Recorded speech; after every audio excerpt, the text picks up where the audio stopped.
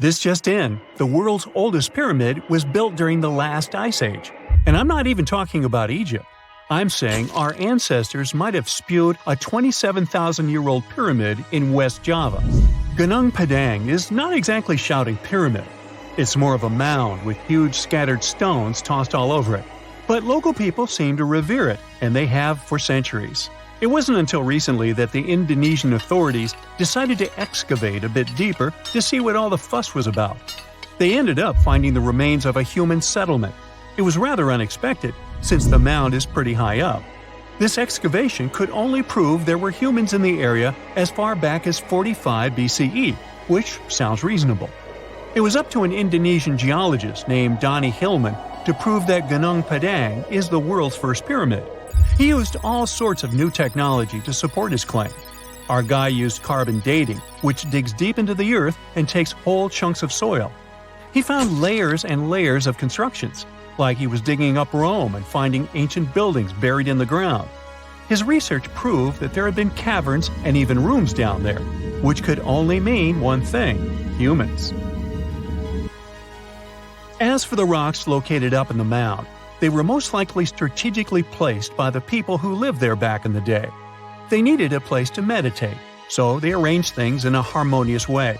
Their smooth surfaces wouldn't be the result of years of erosion, but the works of great sculptures, the Michelangelos of their day, let's say. If this is all for real, then human civilizations began way before we think they did. Our ancestors, the Paleolithic humans, didn't have what it took to be considered a civilization, especially not the tools and knowledge to build pyramids. They needed a lot of masonry skills, which weren't all that available during the last ice age. His peers don't share this view, though. They could believe Hillman's theory if he had found evidence such as charcoal and bone fragments, but he didn't. Flint Dibble, another archaeologist, says that without concrete evidence of human activity, there's no proof of an actual pyramid. In this case, all the data proves is that the soil in the mound dates back to 27,000 years ago. He thinks the rocks on top of the mound just slipped down the hill, like rocks normally do. Only a complex society would have managed to build a stepped pyramid like they claim it was. But according to Bill Farley, an American archaeologist, there's just no reason to believe there were any settlements in Indonesia during the last ice age. Now, just so you know, the oldest known ancient society with this kind of knowledge is probably 11,000 years old and used to occupy the region of modern-day Turkey. Take a look, Turkey's Göbekli Tepe. It's also not a pyramid, but it's the oldest monolithic construction made by humans. Back in the Neolithic period, a lot of people settled there, and there are proofs for it. For example, the walls there are covered in ancient drawings of clothing and wild animals. Until recently, the title of the world's oldest pyramid went to a three-sided construction known as the Djoser Pyramid in Egypt. Djoser is located just a few miles south of the Giza complex in a town called Saqqara. It made its way to popular culture more than once. In the 18th century, it became a common feature in European paintings. Young men from the cultural elite did a grand tour around the world, and Saqqara was at the top of their list. It was also featured in the video game Assassin's Creed, with a digital representation way more accurate than many historical drawings of the thing. That was kind of a big deal in ancient Egypt, to build pyramids for kings to spend their afterlives. And if you thought the Khufu pyramid was the oldest one in the world, well, Djoser was built 70 years ahead of that time. The development of new technology has allowed archaeologists to make groundbreaking discoveries, and a new, or should I say ancient pyramid in South America might win the title in dispute. It turns out that pyramids were also pretty fashionable in the Americas in the old days. Among them are the iconic pyramids of Guatemala's Tikal Temple Complex, the same ones that appeared in Star Wars No. 4. But to find the oldest pyramid in the Americas, one would have to travel to Peru. Deep in the Peruvian desert, archaeologists stumbled upon a sprawling ancient metropolis known as Caral. At first, researchers believed that the settlement was pretty recent, since the site was way too complex for ancient technology to handle it. As we said, Caral is a desert town, like Las Vegas, but without all the hoopla. This means no easy access to water. And for cities like these to thrive, they need a considerable irrigation system, which leads us back to complex technologies. The Peruvians surprised us all with this new discovery. This site was huge, filled with an amphitheater, houses, and religious buildings. The whole thing probably sprawled through 370 acres. And when scientists went to test their initial hypothesis using radiocarbon dating, they found that the city probably sprung around 2027 BCE. On the site, archaeologists found 6 pyramids that could possibly predate the one in Saqqara. As far as they know, both civilizations coexisted in the same time period, in opposite parts of the world. But since researchers can't pinpoint the exact age of Corral's pyramids, it's pretty hard to guess which civilization completed their pyramid first. If only we had a crystal ball. Now, it just so happens that the shape of a pyramid is something that nature is able to produce all on its own, leaving us modern-day humans a bit confused. A classic example is the Japanese side of Yaonagani, which also goes by the name of Japan's Atlantis. The entire monument is about the size of 5 football fields and the height of a 5-story building. Explorers and scientists believe that Yaonagani dates back to 10,000 years ago. For Japan's top marine geologist, Professor Masaki Kimura, Yaonagani is the heritage of a lost civilization. Kimura has dived into exploring the ruins over 100 times over the past 10 years. To him, there are clear signs of human activity down there. Check out this triangular-shaped pool on the monument's surface. Kimura thinks it's actual proof of humans, because this triangle-shaped concave is a historical symbol of water fountains in the region. As it happens with a lot of these cases, not all scientists are convinced the same. For many, Yaonagani is probably the result of thousands of years of erosion, and the fact that the monument is composed of one massive rock leads them to believe it is not really human-made. Sure, these huge basalt columns may look like the ruins of a palace, but they're most likely the result of the intense volcanic activity in the region. And speaking of natural formations that really look like a human made it, a pyramid on Mars has been a hot topic lately. Humans have been keenly trying to prove that there is life on Mars for quite some time. But some are stretching it really far, saying that little green or gray people built a pyramid on the planet to try and build their own civilization. This picture was taken over a decade ago by the Mars Reconnaissance Orbiter, the MRO, but it started to resurface recently. It shows what looks like a 3-sided pyramid. Some people claim that the smooth side of the pyramid could only be the effect of otherworldly work. Then science comes along and explains that Mars is home to one of the deepest canyon systems in the whole solar system.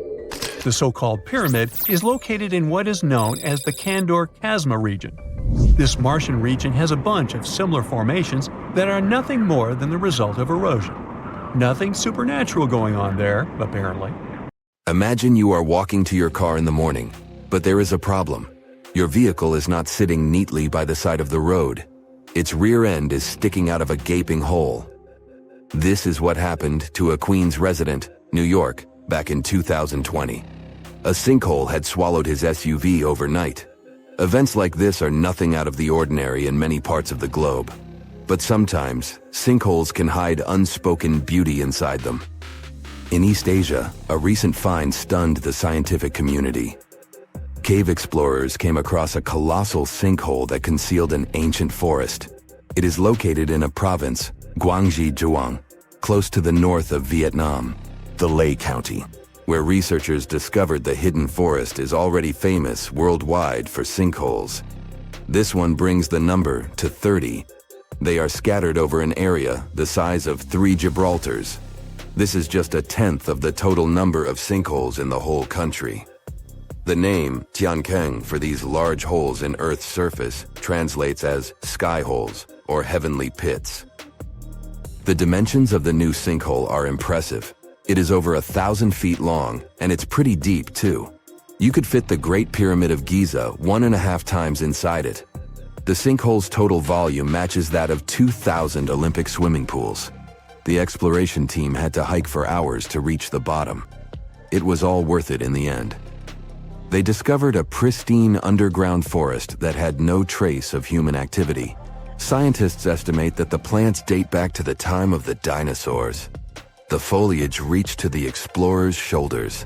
Some trees were 2 times taller than the Hollywood sign. This discovery was amazing, but not entirely unexpected. Geologists were familiar with this type of landscape. In this part of East Asia, karst topography is pretty common. The word is Slavic in origin. Since the late 19th century, geologists have been using it to describe barren limestone regions. This type of landscape features fissures in the ground, caves, underground streams, and, of course, sinkholes. Karst forms in parts of the world with heavy rainfall. The water dissolves materials such as limestone or dolomite. This creates a scenery that many people describe as wild beauty. Karst terrains have a practical purpose as well. They are ideal for storing water that humans can drink. Around 700 million people around the world use these karst aquifers as their primary water source. In the United States alone, 40% of the groundwater used for drinking comes from them. Springs of Florida and the Mammoth Cave in Kentucky are just some of the most famous karst areas. Geologists classify around 1/5 of the U.S. land surface as karst. This type of terrain exists on other continents as well, in the Caribbean, Europe, Australia, and Asia. Due to local differences in climate and geology, karst doesn't appear the same everywhere. In the Spanish province of Malaga, the landscape consists of barren rock. This is what the karst regions of Italy, Slovenia, and Montenegro also look like. In East Asia, the landscape over the karst is green. This is because of the humid tropical climate. Sinkholes and cave entrances are usually hidden behind lush vegetation. The region's unique appearance got it inscribed on the UNESCO's World Heritage List in 2007. The world's second most populous country is home to 2/3 of the planet's natural occurring sinkholes, tiankengs. They start to form when rainwater seeps into cracks in the limestone. Over time, the gaps widen as more and more material is washed away. At one point, the ground above the limestone becomes unstable. The end result is the collapse of the surface layer. This happens suddenly and without prior warning signs. Once a hole forms in the ground, water starts filling it up. Another way for a sinkhole to form is the existence of an underground cave. Its roof can collapse. The shape of such sinkholes resembles a funnel. It is wider at the opening on the top and narrower near the bottom of the pool. The most famous of these sinkholes are cenotes. They occur naturally on the Yucatan Peninsula in Mexico.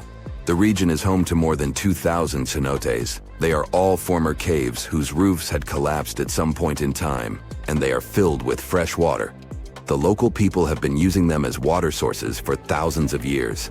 The ancient Mayas gave them mystical symbolism. For them, the cenotes were passageways to the other world. In reality, they are just a feature of karst terrain. Sinkholes that form in regions with abundant rainfall and limestone beneath the surface soil. The depth of a sinkhole can vary significantly. The smallest are barely 3 feet deep. When it fills up with water, it turns into a pond. A large lake can form in the place of a large sinkhole. One example is the Red Lake in Croatia.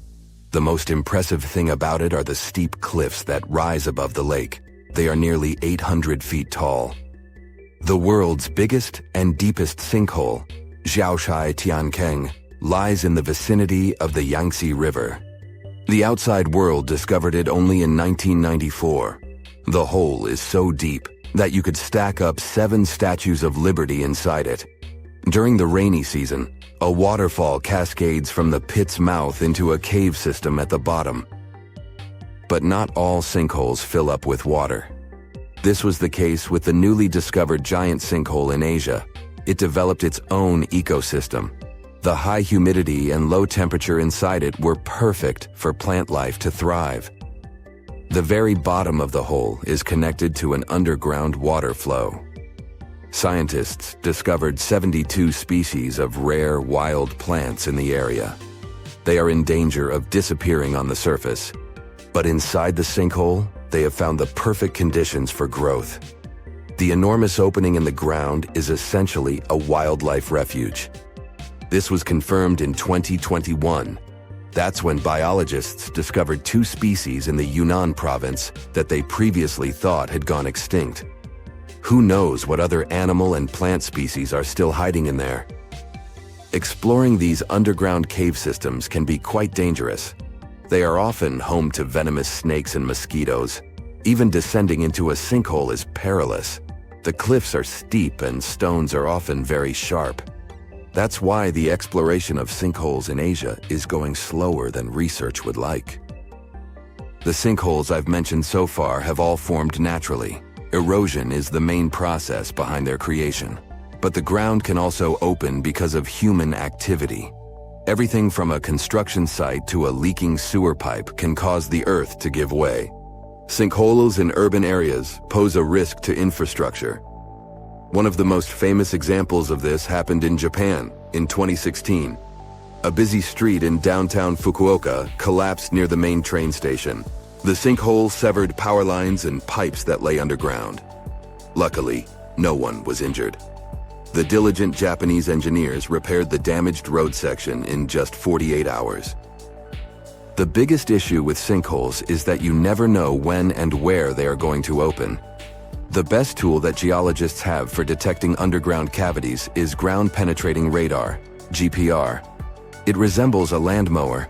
The operator goes up and down a troubled area to scan the ground underneath. The radar sends out impulses that detect any contrast between different materials.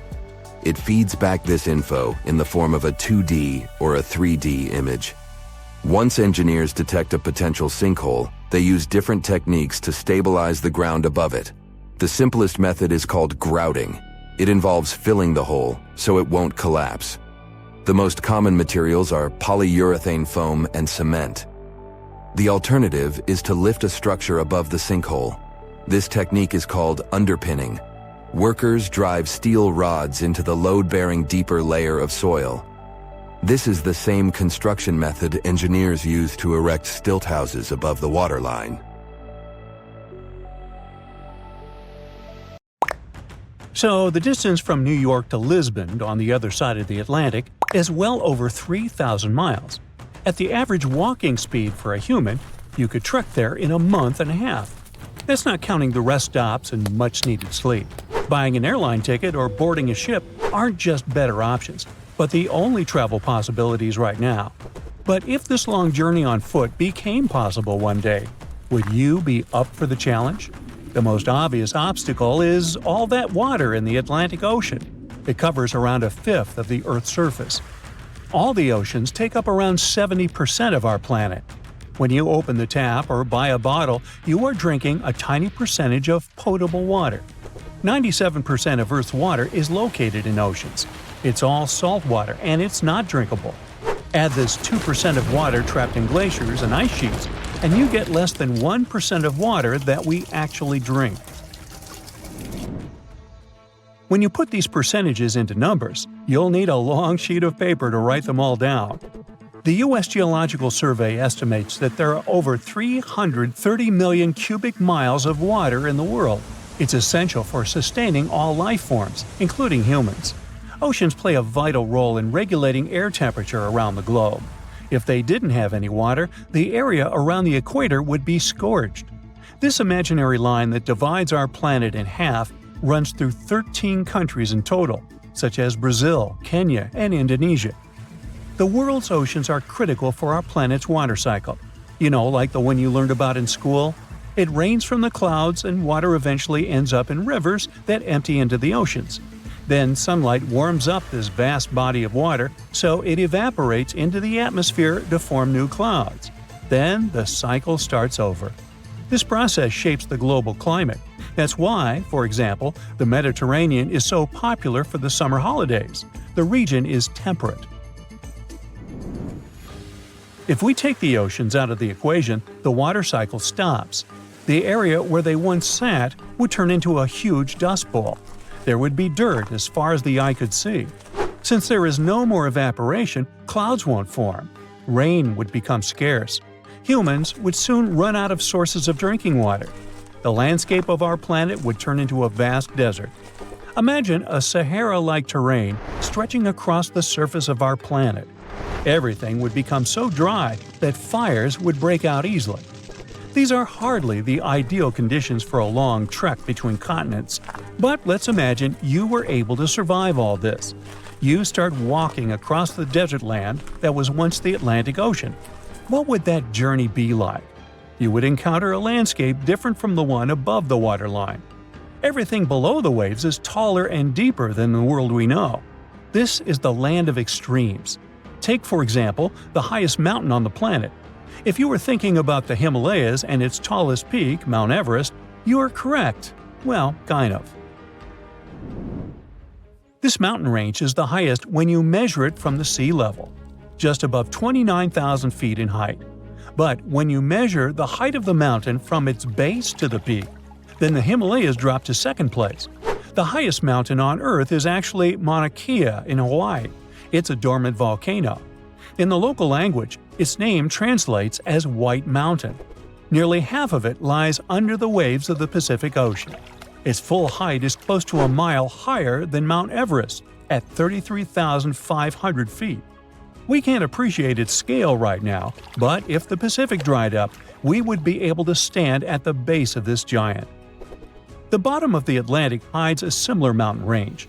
It's the largest geological feature on the planet. We can't see it because the Mid-Atlantic Ridge is almost completely submerged. It rises from the ocean floor to a height half of that of Mount Kilimanjaro. The width of the massive underwater range reaches 1/10 of Earth's diameter.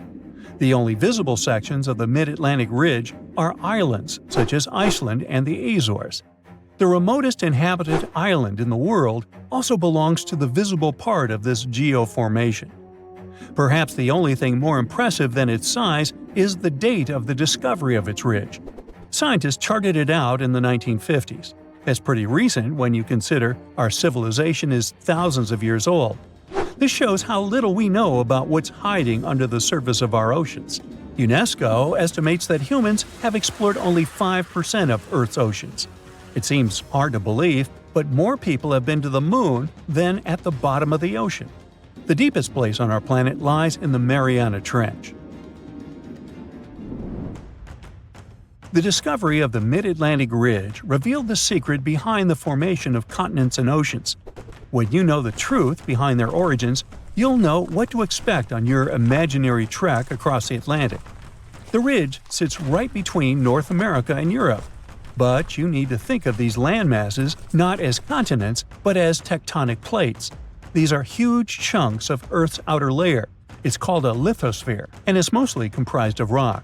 There are around 15 to 20 such ginormous plates on our planet. They float on a layer of partially molten rock. Well, they don't actually float, but that's the term scientists use to best describe their instability. Tectonic plates are constantly on the move. They can bump into each other. In this case, one plate goes down while the other one is lifted. This creates vast amounts of energy. On the surface, we get earthquakes and volcanoes. Tectonic forces gave our planet its familiar shape. That's how the Himalayas formed 40 to 50 million years ago. Around that time, the Indian plate shifted northward. It bumped into the southern part of the Eurasian plate. Since the two plates were composed of a similar type of rock, they each refused to go under the other. The only possible direction was up. This process is still not over. The range grows by 1/3 of an inch every year. A similar thing is happening with the Mid-Atlantic Ridge. It is widening at an annual rate of 1.5 inches. And there's an interesting side effect of this process. Do you remember the time when you were building sandcastles? In order to build the keep, you needed to dig up a lot of sand around it. As the castle grew in size, the hole around it became bigger. The same thing is happening in the Atlantic Ocean, but on a much larger scale. As the ridge is getting wider and wider, the two coasts are drifting away from each other. The North American plate and the Eurasian plate are moving apart. This means that your imaginary trip in a world without oceans might take longer. For every year you wait, you'll need to cover an extra inch. Now, that doesn't seem like much today, but give it some time, and you might not have to embark on a cross-continental journey after all. The continents will come to you. Now, evaporation is not the only way to drain an ocean. The coast on each side of an ocean might simply close in on it. This is what scientists believe will happen to the Pacific. Some 50 million years from now, give or take, you wouldn't be able to recognize the Earth's largest ocean. Experts ran a series of computer simulations to see where North and South America are headed. The answer is to the North Pole. This is where they'll merge with Asia in the distant future. The new supercontinent will completely change the shape and size of the Pacific Ocean. Geologists have a name ready for this landmass: Amasia. Hey there! Imagine a place on Earth that's just like Venus. It's Chile's Atacama Desert. I assume you wouldn't want to spend your holidays there. Similar to other deserts, this one isn't exactly the friendliest place. It's a long stretch of land close to the Andes Mountains. This makes it one of the driest spots on the planet. In fact, it's so dry that only a few places in Antarctica have stayed without rain for longer. This tough environment has some benefits to offer. Because it's located high up and doesn't have many clouds or a lot of light pollution, it's become the perfect home for advanced telescopes. These telescopes help us explore the cosmos. A new study from June 2023 revealed that this desert is even weirder and more out of this world than we had thought. It makes sense that a desert as dry as this one gets a lot of sun. On average, it has about 308 watts of sunlight per 10 square feet. That's almost twice as much as places like Europe or the eastern United States get. Raul Cordero is a scientist. He and his team checked out the sunlight in the spot housing the biggest telescope project ever, the Atacama Large Millimeter Array. And this is the sunniest place on Earth. This is what you'd experience if you were about 79% of the way from the sun to Earth. Of course, if you were actually on Venus, you would have way bigger things to worry about than just a lot of sunlight. Now let's figure out why this place is almost as sunny as Venus. It's because of clouds. Usually, clouds block sunlight and keep us cool, but sometimes they can act like a magnifying glass in special situations, concentrating the sun's rays. This is called forward scattering. This happens when certain types of clouds show up during the South American monsoon in the middle of the summer. During the summer in the southern hemisphere, we're actually a bit closer to the sun, and there's less ozone in that part of the world. This combo might explain why other high places on Earth, like the Himalayas, don't get as much intense sunlight as this desert. Let's talk more about Venus. What would it be like to stand on the surface of this planet? The more you learn about this sweltering world, the less you want to picture yourself there. It's not a friendly place at all, with crazy heat and super heavy air that could crush you. But pretend for a moment that you're on Venus. The air there is thick and heavy, 93 times denser than what we have on Earth. The air presses you down. Think of having a small car resting on your thumbnail. That's how it would feel. Or think about diving really deep into the ocean. You'd feel a lot of pressure pushing on your body. But on Venus, it's like having all the pressure of the atmosphere squishing and almost flattening you. What is the weather like on Venus? Ouch! Heat. Even though Mercury is closer to the sun, Venus wins the prize for the hottest planet's surface. That thick air on Venus is mostly carbon dioxide, which acts like a blanket. When the sun shines on Venus, the heat gets trapped by this blanket of air, and the planet heats a lot. Temperatures on Venus can hit 860 degrees Fahrenheit. Now, how do we explore Venus without getting roasted or squished? Well, going there in person is a no-go. Robots can handle it, yet even robots have struggled on Venus. Only a handful have made it to the surface. And they only managed to survive for a few hours before getting wrecked by the harsh conditions. The good news is we're figuring out ways to study Venus without putting anyone at risk. Future missions will check Venus out from above. Spacecraft up there will be able to see through the atmosphere without any trouble. NASA's got the Veritas mission. Its aim is to make detailed maps of Venus from orbit, giving us a new view of the place. So we've examined the driest desert on our planet, the Atacama Desert. No wonder this area is the place that serves as testing grounds for space missions. But despite how arid this region is, there is life there. This is a realm of flamingos and lagoons. The place has colossal salt flats that extend for 4,633 square miles at a depth of 82 feet. It's a place of erupting geysers, naturally heated springs, towering volcanoes, herds of llamas, and deserts so parched that certain pockets have remained untouched by rain for over half a millennium. All this unfolds 2 to 3 miles above the sea level. What else survives in the Atacama Desert? It's quite hard to fathom that plants could thrive in such inhospitable conditions. Yet, they manage to survive here. Take, for instance, Tillandsia landbecki. These plants defy the odds in the desert by extracting moisture from the fog that rolls in from the nearby coast. This fog water can also serve as a sustainable water source for humans. These plants lack traditional roots. Instead, they use their older, deceased parts to anchor themselves in the sand, forming little dune-like structures.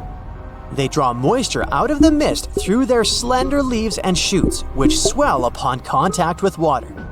Nocturnal dew also provides water, particularly during the summer when fog is scarce. Together, plant communities existing there are known as lomas vegetation. The presence of this vegetation in the Atacama Desert is limited to a narrow coastal area where fog regularly occurs. Factors such as the distance from the Pacific, prevailing wind direction, and topography restrict the distribution of fog ecosystems. Satellite data analysis reveals that plants grow at altitudes ranging from 2,625 feet to 4,100 feet above sea level and up to 28 miles inland. They are mainly found on sandy plains along fog corridors or on slopes. They're about as tall as 1.5 feet, and they usually form a line. This clever lineup helps them catch all the moisture and yummy nutrients they need. The arrangement of these clusters depends on how much foggy water they can find. These tough desert plants are like water wizards of the plant world. They're so good at surviving in the desert that they give us ideas about getting water from fog. Water is precious in places like Iquique and small villages near the desert. Plus, with all the digging for stuff like copper and lithium, which makes batteries work, they need even more water. Usually, people get drinking water from under the ground, but these little plants have something to teach us. Using this trick, we're making a map showing where these plants like to party most. This map could help us find perfect spots for catching fog with special nets. Here's another idea that will make you feel like you're on the surface of another planet. Pelican Point is in Namibia. You might not expect it, but Pelican Point is actually a great place to surf. Every year, it only gets around 0.30 inches of rain, but that doesn't stop surfers from riding the waves. The weather is kind of unique here. It's hardly ever too hot or too cold. This place has an unusual type of dry climate, thanks to the cold ocean currents near the bay. Skeleton Bay, alternatively named Donkey Bay, is an iconic surfing location. The surf wave crashes onto the sands of Pelican Point, situated about 5 miles northwest of Walvis Bay, a compact harbor town famous for its sand dunes and secure anchorage. Would you surf there? We often see humans living on other planets like Mars. Colonizing our solar system and beyond has long been a dream of humankind. The idea of humans going to space dates back to at least 1610. A German astronomer named Johannes Kepler wrote to an Italian astronomer named Galileo. Kepler said that we could create ships to travel in space, and even create maps of the stars. People got more excited about space during the famous space race. NASA was created in the 50s. They did many cool things, like sending space stations, Mars rovers, and exploring other planets. All this made space travel seem more real. Today, we've developed to the point where we finally discuss the possibility of space tourism. We're already sending regular people into space. Only very rich people, of course. But many believe that, in just a few decades, Space tourism will become normal. We'll be able to fly to Earth's orbit and back, as if on some kind of tour. Spaceships will replace airplanes, and it will only take 2 hours to get from Australia to England. And finally, we'll begin to travel to other planets in our solar system. Some scientists even believe we'll have colonies on the Moon or Mars by the 2060s. In the future, we could colonize not only Mars, but some of the moons, like our own, Ceres, Titan, and others. But the thing is, why do we even want to live on other planets? Surprising question, huh? Sure, the answer might seem obvious at first glance. Humans want to learn about space and other planets. This curiosity is what led us to other big discoveries like going to the Antarctic and the Moon. Next, safety, of course. Humans have a moral duty to ensure our survival. Colonizing space could protect us from disasters that might wipe out life on Earth. Plus, by settling space, we improve our chances of survival and fulfill a moral obligation to do so. Besides, with Earth's overpopulation, colonizing other planets could relieve the strain on our home planet. Another thing is, colonizing a planet means living there and using its resources. And let me tell you, there are lots of resources in space. Our solar system alone has things to use for fuel, like Titan.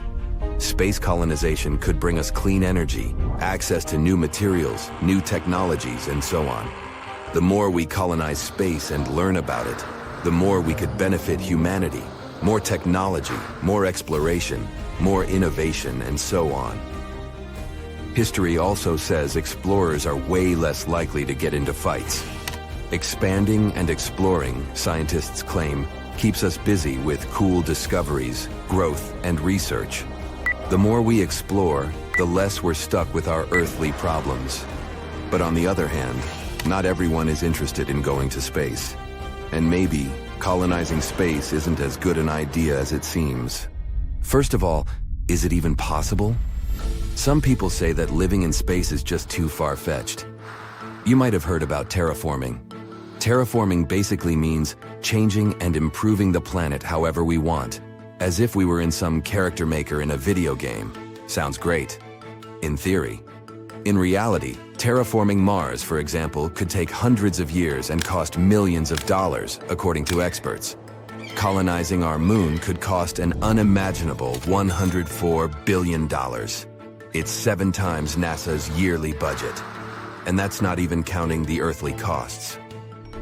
But the biggest, most important question is it really that cool to live in space, though? Space isn't your cozy home at all.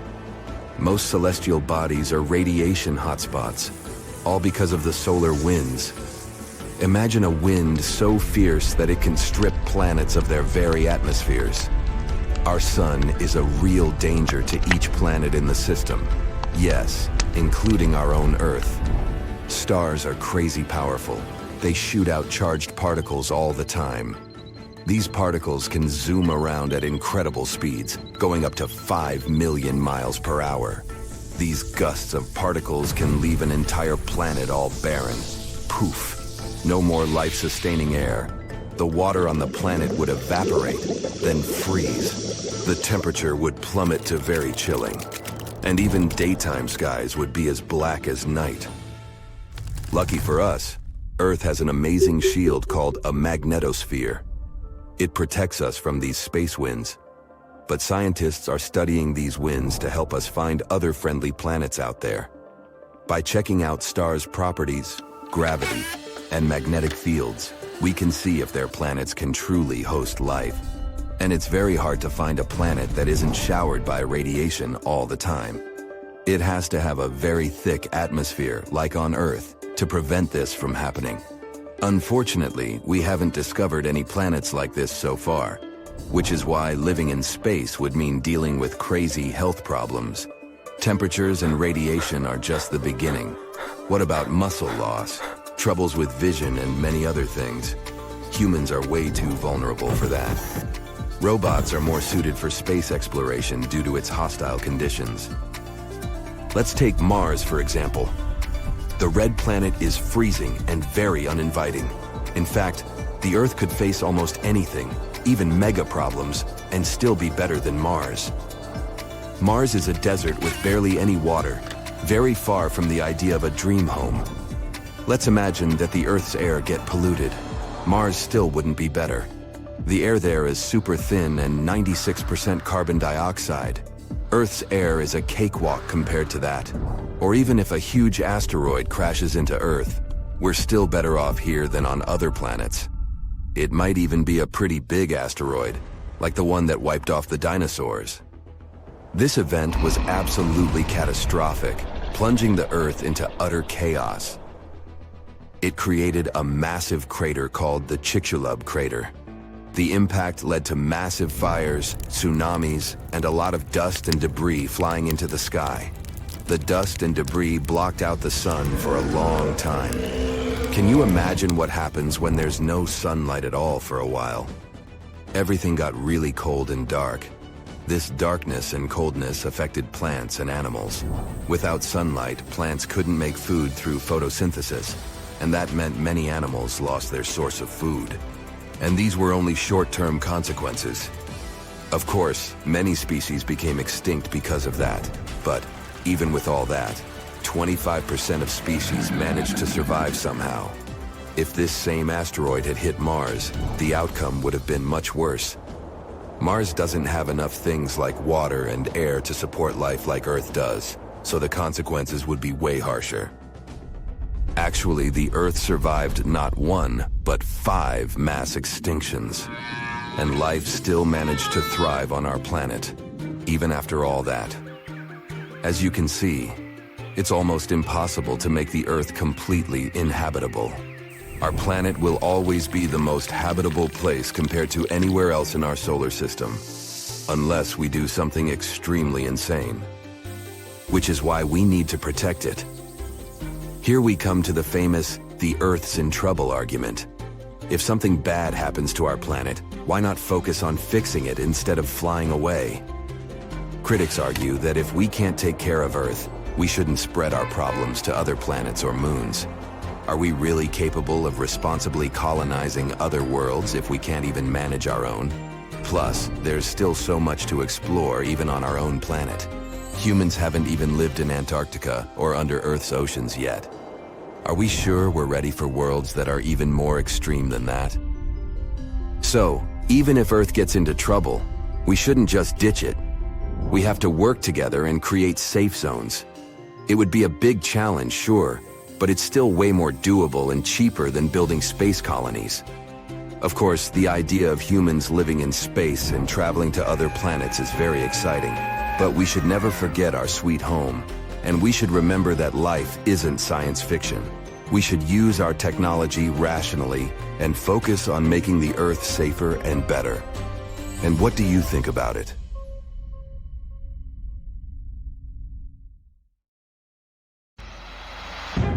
Hey, future explorers. Let me tell you, some stuff might still be hanging around even 2,000 years later. Finland has an underground nuclear storage facility designed to last 100,000 years. Picture a massive underground tunnel system carved right out of solid rock. They wanted a solution that wouldn't burden future generations with constant babysitting in the area. This impressive place sits about 185 miles northwest of Helsinki. The engineers started planning it way back in the 1970s. They wanted to close up shop and decommission it in the 2000s. The heart of the crib is a spiraling track that's going to stretch 3 miles, diving down. To ensure maximum safety, they've got a bunch of multiple barriers in place. Steel and concrete structures are supposed to do the job. The waste fuel rods will be snuggled inside copper canisters with thick walls. These canisters will sit on a cozy bed of bentonite clay, which swells up when it gets wet. This way, it acts as a buffer against any geological shenanigans and prevents any pooling of liquid, which could corrode the copper. It's an incredible feat of engineering, and it's almost like creating a time capsule that will withstand the test of time. Kudos to the folks working on this. even though they won't be around to celebrate when it's done. Maybe in the future, they will find a way to make it last for hundreds of years more. I mean, they started planning it in the 1970s, but in the future, it would be a totally different game. Let's move on to Italy. When you stroll into the Pantheon in Rome, it puts on a show just like it did almost 2,000 years ago. Now, let's rewind a bit. This structure went through some tough times. The first Pantheon caught fire and burned down not once, but twice. Some fellas even said it was cursed. The completed Pantheon was a grand masterpiece with Greek-inspired touches, like those fancy columns. But the real jaw-dropper was its gigantic dome. The largest unsupported concrete dome on the planet. Now, the Pantheon's original purpose remains a mystery. Some say it was a Roman worshipping spot, while others think it was where the emperor got his hotline to the deities. The massive eye on top, known as the oculus, lets in sunbeams and rain. Marble from all over the Mediterranean made it look snazzy, but the Roman concrete made the magic happen. Then we've got the impressive Hoover Dam in the USA, an architectural masterpiece. Experts designed it to harness hydroelectricity and prevent water from going where it shouldn't. This dam is built like a fortress. Steel, concrete, and a lot of TLC keep it strong. Let's jet off to New Delhi and check out the Akshardham Temple, even though it's very young compared to the other structures I've mentioned. It was completed in 2005. It already has the characteristics of a building that can stand for a long time. During the construction, numerous ancient and modern innovations were used to ensure its endurability. Next on our list of the world's most future-proof buildings is the St. Louis Arch, which rises high over Missouri. Also known as the Gateway Arch, it is the tallest human-made monument in the USA. The Great Wall of China. While it's not a single building, the Great Wall of China is an ancient marvel that has survived for centuries. Some sections of the wall were reconstructed in modern times, but they still carry historical and cultural significance. Those bricks might look a little crumbly, but hey, they're still standing strong. Then we have the former Byzantine church, now known as Hagia Sophia from Istanbul. It still looks glorious, and it's 1,500 years old. It's been through many things, like earthquakes. Architects designed Hagia Sophia in an impressively short period. After the Ottoman conquest of Constantinople in 1453, Mehmed II converted it into a mosque. He added some new stuff, like a minaret and a chandelier. Hagia Sophia is a unique architectural marvel. Its main dome is 105 feet tall and flanked by two semi-domes on both sides. In terms of its floor plan, the building is nearly square, but from the interior perspective, it appears rectangular because of the extension of the roof by large semi-domes. The interior has 3 aisles separated by columns, with galleries above and substantial marble piers rising at both ends to support the dome. These columns are constructed of the finest marble, carefully chosen for their color and variety, while the lower walls are adorned with marble slabs. On the outside, there are windows above the galleries and around the base of the dome. When the sun's shining, it kinda tricks your eyes into thinking the dome is floating, because these windows hide the support structures. We couldn't have put together a list of the world's sturdiest buildings without mentioning perhaps the most famously enduring of them all: the Pyramids of Giza. They were completed around 2540 BCE. They've got the whole package: superior materials, genius engineering, and a design that puts all other structures to shame. The ancient Egyptians were all about building for eternity, They believed that the afterlife would last forever, so they made sure their tombs would too. The Egyptians threw in extra walls and other stuff just to be safe, even if they didn't fully understand the laws of physics. Now, let's shift our gaze to our time. Can today's skyscrapers beat the pyramids in the longevity game? The Burj Khalifa in Dubai is the world's tallest building. It boasts impressive engineering and architecture. Its reinforced concrete and steel structure, along with its iconic design, might help it withstand the test of time. Sure, skyscrapers are super tall and fancy, but they're not as sturdy as the pyramids. Modern skyscrapers need to deal with crazy winds, lightning strikes, and earthquakes too. Experts haven't agreed on this yet. Some say that if we take good care of them, they can last. But others think they'll eventually be torn down or abandoned. The verdict? Only time will tell.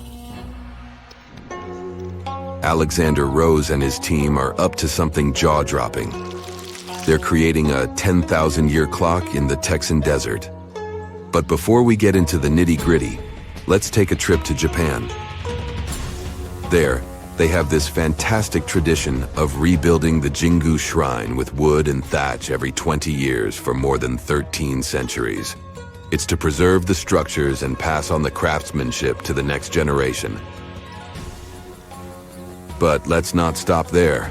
Ancient artifacts and buildings from various cultures have survived the test of time, and each one has something to teach us. The clock project takes inspiration from these long-lasting wonders and aims to encourage us to think about our long-term future. Building a clock to last 10,000 years is no easy feat. The team must consider materials, location, and past examples of long-lasting structures. For instance, some of history's unique treasures survived simply because they were lost and found later. Going underground is another way to protect artifacts. Subterranean environments shield items from the elements and keep temperatures stable. But there's one pesky problem: water. It's always trying to sneak its way in. Materials matter big time when it comes to longevity. You see, everything ages because of oxidation, which means rusting. So, finding materials that can withstand thousands of years is vital. How long buildings can really last depends on the building's personality and purpose. Take those fancy office buildings, for instance. They're all about short-term commitment, designed to last only 30 to 50 years. Just like with any relationship, it takes effort to make something last longer. Regular checkups, maintenance, and repairs are the key to keeping the spark alive. If there's a question that still baffles archaeologists to this day, it's this one. How did the ancient Egyptians build those magnificent pyramids? As far as we know today, their resources were quite limited, especially in terms of tools and building materials. We still don't have a fully satisfying answer, but hey, we've got some pretty amazing theories worth considering. The leading contender among these theories involves the clever Egyptians employing a sneaky strategy. Now picture this. They constructed a slanted and curving mound made of bricks, earth, and sand encircling the pyramid to be. As the pyramid grew taller and taller, they simply increased the height and length of this wacky structure. It's like they were playing an ancient game of Jenga. Now, how did they get those massive stone blocks up there? Well, according to the legendary ancient Greek historian Herodotus, they used sleds, rollers, and levers. It sounds like they turned construction into a supersized game of tug-of-war. And guess what? Herodotus also claimed that the Great Pyramid, the one from Giza, the granddaddy of them all, took a whopping 20 years to build. There's more. Herodotus also dropped a mind-boggling number on us. 100,000 men were supposedly involved in this pyramid extravaganza. Did they hire the entire Egyptian population? Well, it might not be as far-fetched as it sounds. These men were probably mostly farmers, so they probably focused on the pyramids when there wasn't much work to be done in the fields. Like during the flood season of the Nile River. Obviously, specialists in the archaeological community had something to add to this theory. By the late 20th century, they discovered some evidence that suggests the workforce might have been smaller and more permanent than previously thought. Instead of a massive army of 100,000 pyramid builders, they proposed that a modest crew of around 20,000 workers, accompanied by support personnel like bakers, physicians, and even spiritual leaders, could have gotten the job done. There was also this theory that claimed that the pyramids were actually built from the top downward. It suggested that these colossal structures were nothing more than isolated hills used as quarries. The stones were supposedly drawn from these hills, and over time, competing engineers took charge and transformed them into the iconic pyramids we know today. Now, before you dismiss this theory as a wild fantasy, some folks thought it wasn't completely crazy. After all, there are instances where isolated hills exist, so maybe this theory had a tiny glimmer of truth. Whether it involved ramp building or ingenious work schedules, one thing is clear. Those pyramids have definitely left their mark on history and on our imaginations. Now, speaking of ancient Egyptian mysteries, there's this gigantic unfinished obelisk sitting in ancient Egypt, and scientists are trying to figure out how it was shaped. Now, some people suggest that our industrious ancestors used handheld pounders to get the job done. One expert has a different take on the matter, though. He argues that if we take a closer look at the pattern left behind by the shaping tool, we'll notice something peculiar. The walls of the trenches surrounding the obelisk display a neat and even pattern, which is pretty unlikely if they were pounded away by mere mortal hands. According to this expert, those horizontal striations are usually the result of a tool that takes breaks while removing material, leaving its mark on the surface. But wait, there's more. Imagine the tool being rocked back and forth against the trench walls, clearing away the waste to keep the trench from narrowing. Well, in that case, the tool might have left some funky horizontal striations where it was pressed against the sidewall. This sounds like some fancy technology at play, don't you think? And guess what? The dynastic Egyptians probably didn't have access to that kind of know-how. Another famous Egyptologist from way back also uncovered a bunch of core drills during his adventures. Although the actual drill bits are missing, his collection houses these particular core remnants made of limestone, alabaster, and even granite. These constructions aren't the only amazing thing the ancient Egyptians left behind, though. As it turns out, the Egyptians were the genius minds behind the creation of the handheld mirror. Yeah, that little mirror you use every day to check yourself out. But here's the twist.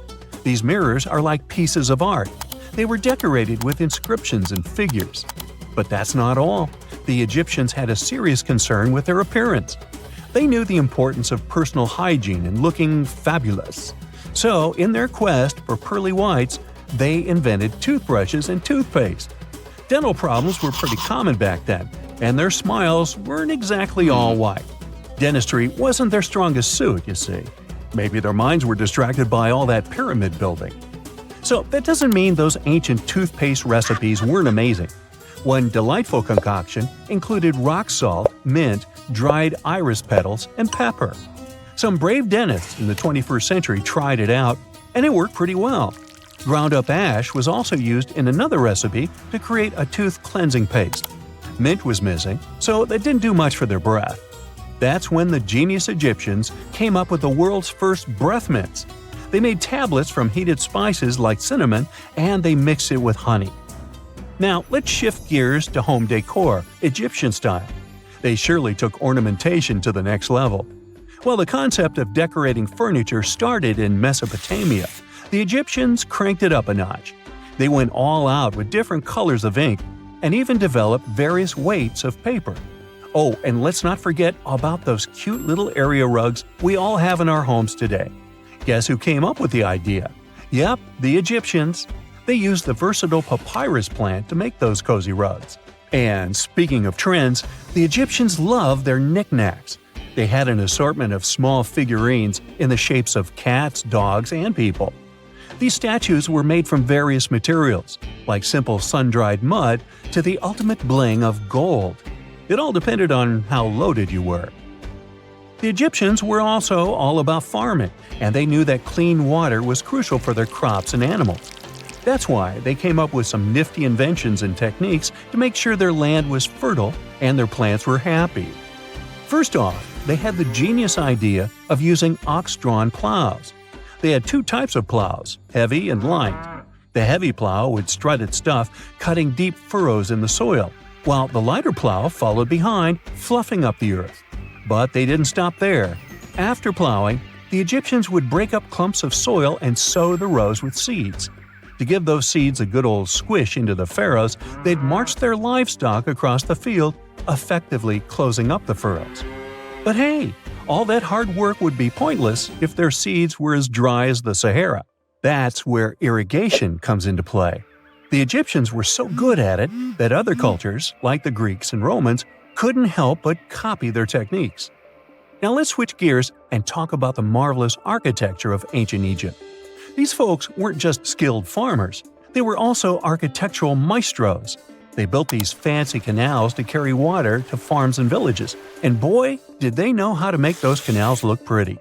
Just imagine strolling along a canal lined with ornate structures. The pharaoh Ramesses the Great was quite the overachiever when it came to construction. One of his mind-blowing creations was the construction located at Abu Simbel. This building was designed so that twice a year, the sun would shine directly into it and illuminate the statues of Ramesses. And let's not forget about the corbelled arch. Without this architectural gem, we'd be missing out on some mind-boggling structures like the Great Pyramid. The Egyptians knew how to make things stand tall and proud, thanks to their engineering and construction wizardry. They built grand halls and inner sanctums that make your jaw drop.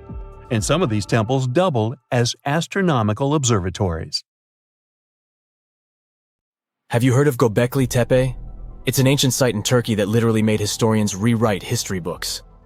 Over 11,000 years ago, a group of prehistoric humans crafted an enigmatic masterpiece that's even older than Stonehenge.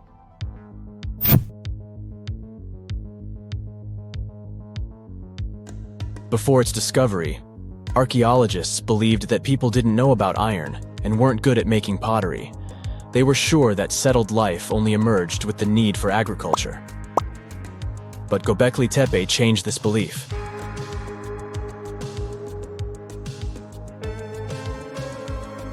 The place has revealed that it was the temple that paved the way for a settled life, not agriculture. Until this discovery, researchers believed that farming was the catalyst for sedentary living. Meet Professor Schmidt, the guy whose findings changed this theory. He managed to prove that hunter-gatherer communities laid the very foundations of this way of life.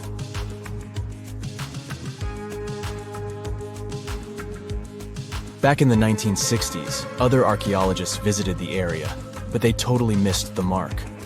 While surveying the region, they stumbled upon a hill with scattered limestone slabs and concluded it was just an old burial ground from medieval times.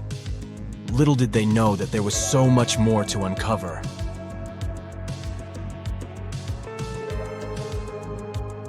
In 1994, Schmidt embarked on his own survey of prehistoric sites in the area.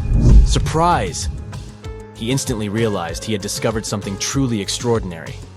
Unlike the nearby flat and barren plateaus, Göbekli Tepe had a gently rounded top, rising 50 feet above the surrounding landscape. Funny enough, the translation of this place's name is Potbelly Hill. Schmidt was sure only humans could have made something like this.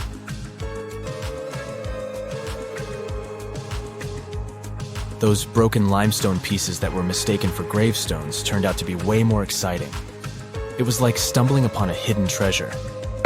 The pieces took on a whole new meaning, and Schmidt with his team was about to dive into the secrets waiting beneath the surface.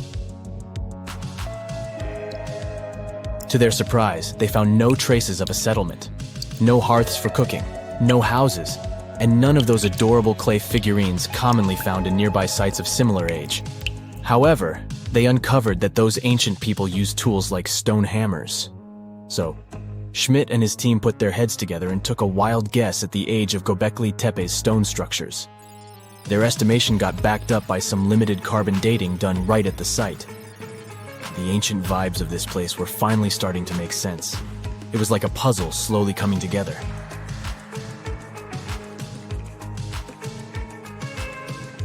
You may think that back then, people didn't have special tools to create something as cool as Göbekli Tepe. Not true. Turns out, these prehistoric folks used flint tools instead of fancy metal chisels. They were also skilled at chipping away softer limestone and crafting pillars right on the spot. Afterward, they carried the pillars a short distance to the summit and placed them upright. Once the stone rings were complete, they covered them with layers of dirt. Over time, they added new rings, and voila! You've got a cool hill to impress people in the future.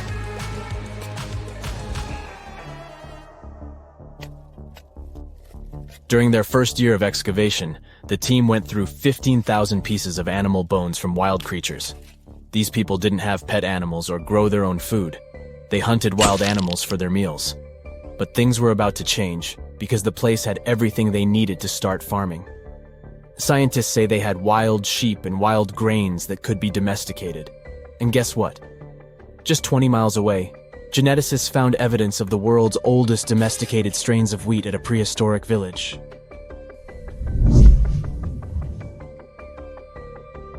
These amazing findings have completely changed how we view civilization. In the past, experts believed that people needed to learn how to farm and settle in one place before they could build temples and develop complex societies. But guess what? Schmidt's research flips that idea on its head. He claims that the incredible effort put into constructing these astonishing structures actually set the stage for the development of advanced societies. It means that societal and cultural changes happened before agriculture. Schmidt has this fascinating hypothesis about Göbekli Tepe. He thinks it could have been a special burial site where people left their loved ones. And here's the twist. The burial site was adorned with fancy statues and symbols representing deities from the spiritual realm. The idea that Göbekli Tepe could have served as a sacred place adds another layer of complexity to the whole story. While the site's true purpose may remain elusive, Schmidt's insights invite us to consider the profound interplay between life and the afterlife, and the deep reverence ancient hunter-gatherer societies may have had for their departed ancestors. Now let's talk about the stars of the show, the mesmerizing T-shaped columns that dominate Göbekli Tepe. These mysterious structures range from 10 to 20 feet tall and most likely represent stylized human figures. But one figure stands out from the rest, the three-dimensional lion relief. This depiction really fires up our imagination. Why? Because it hints at the possibility that lions roamed Anatolia during the Neolithic period.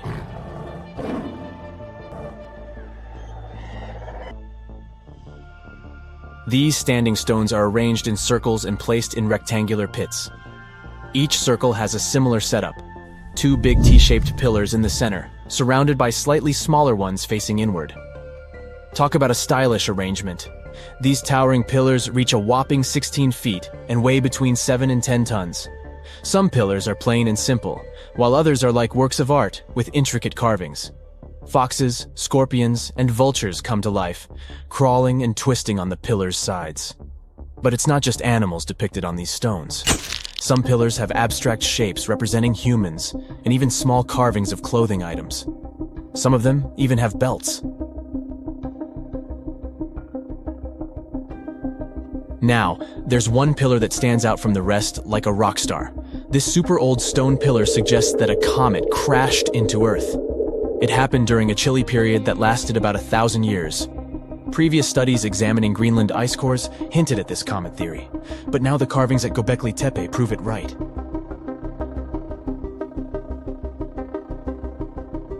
The carvings on the pillars are like a historical comic strip.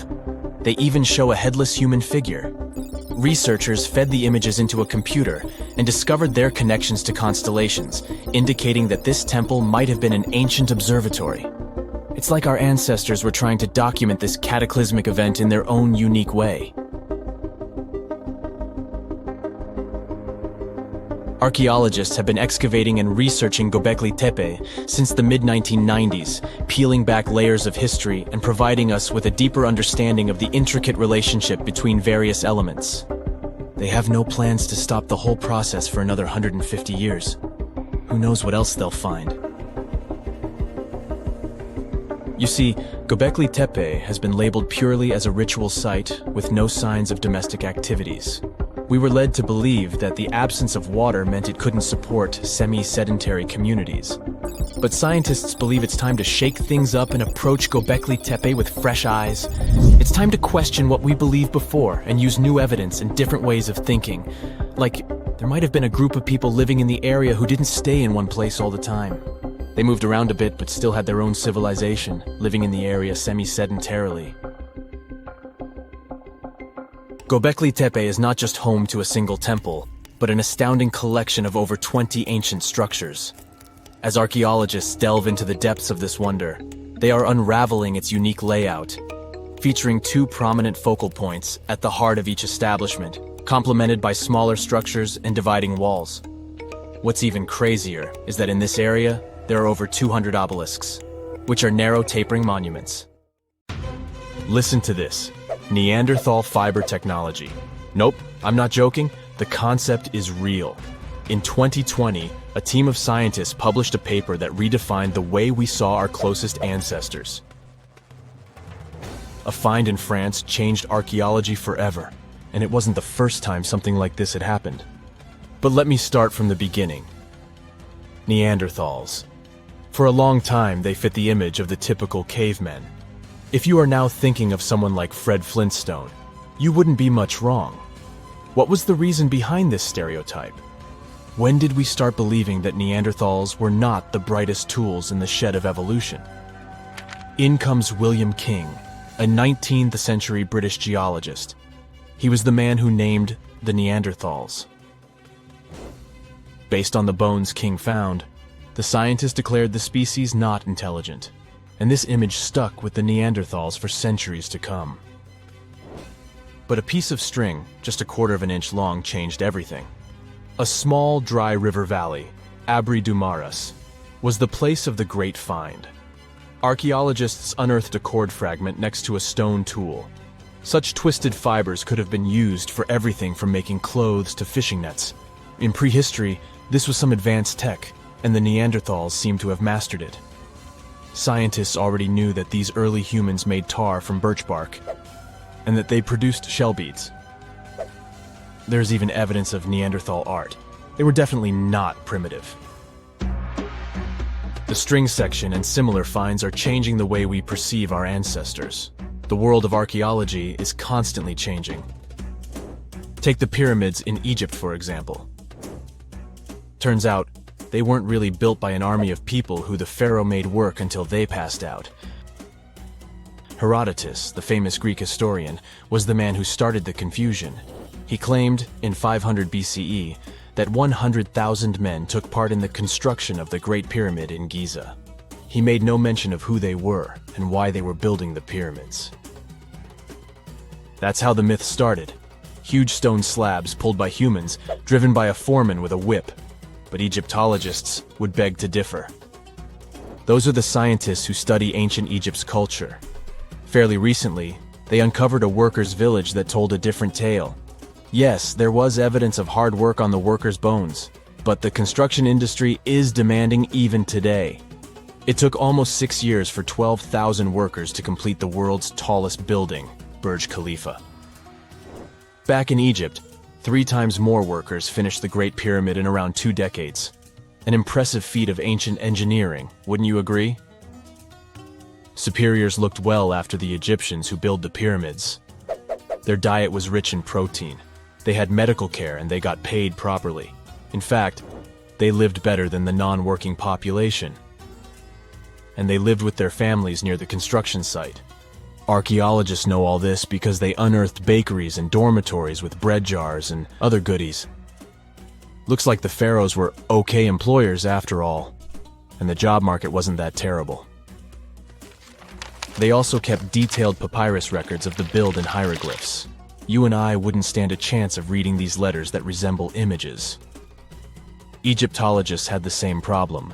For over a millennium, no one had used this type of font. And it's not like there was an English ancient Egyptian dictionary you could open and find meanings of words. But all this changed in 1822.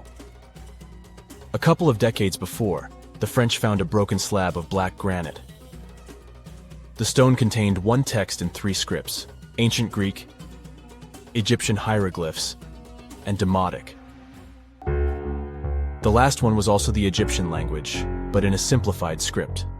Scientists dated it back to 196 BCE. The content is a religious proclamation. A French philologist and Orientalist, Jean-François Champollion, was the first one to crack the code. You see, people haven't forgotten ancient Greek letters. The Frenchman successfully matched the Greek letters with the ones in the Egyptian script. And voila, we were finally able to read hieroglyphs. The name of the piece of granite that made it all possible was the Rosetta Stone. The importance of its discovery went beyond archaeology. The word Rosetta Stone even entered the English dictionary. It represents a discovery that helps people understand an enigma that has been puzzling them for a long time. There are similar games. A symbol is attached to a particular message. Then you have to decode the message by replacing the symbol with a corresponding letter. In a nutshell, this is what scientists did with the Rosetta Stone more than 2 centuries ago.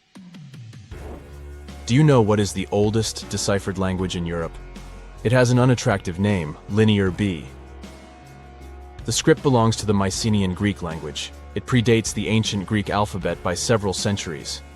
You can easily guess which script it is descended from. Linear A. The people from Crete used Linear B more than 1,000 years ago.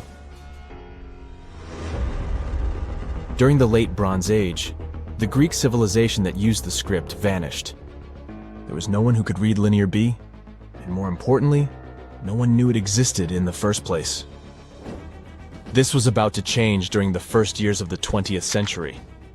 A British archaeologist by the name of Sir Arthur Evans excavated a vast palace complex at Knossos, Crete, Greece. This was the center of the Minoan culture that created the enigmatic script. The palace boasted some 1,300 rooms.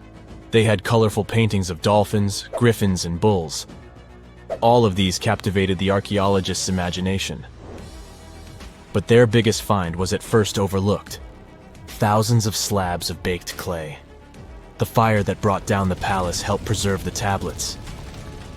It was impossible to read the slabs, though. They were written in an unknown language. The scientific community had to wait for another half a century before Michael Ventris cracked the code. He was an English architect and cryptographer. Ventris studied Greek and Latin. While attending the famous archaeologist lecture, the young man decided to solve the puzzle of Linear B once and for all. He managed to do so in 1952. One of Ventris's most amazing discoveries was that the script was an archaic form of Greek. But cryptology still hasn't solved the code of Linear A. This writing system will remain a mystery until a motivated young person like Michael Ventris comes along. They wouldn't have to be a professional archaeologist. Basil Brown certainly wasn't. Yet in 1939 he discovered the richest early medieval tomb in Europe. This happened in Sutton Hoo in the southeast of England. This wasn't an ordinary tomb made out of stone. It was a full-size ship, 3 times as long as a London double-decker bus. And that's not all. Apart from its main purpose, the ship was full of riches. Deluxe hanging bowls, feasting vessels, gold and dress accessories, and luxurious textiles were just some of the treasures found. Archaeologists were also amazed by the silverware from distant Byzantium. You probably know this city as Istanbul, Turkey. Even in our age, it's several days' drive from Sutton Hoo. Just imagine how much time and money it cost to import a silver plate in the 7th century. That's when the ship went down, according to archaeologists. The English couldn't have done it. At that time, there was no England. The people living in the British Isles at the time were the Anglo-Saxons. Perhaps the ship from the grassy mounds in Suffolk belonged to one of their kings? We will never know. The local acidic soil did away with any possible evidence, or no one laid there in the first place. It could have been a cenotaph, which is a monument constructed to honor an important person.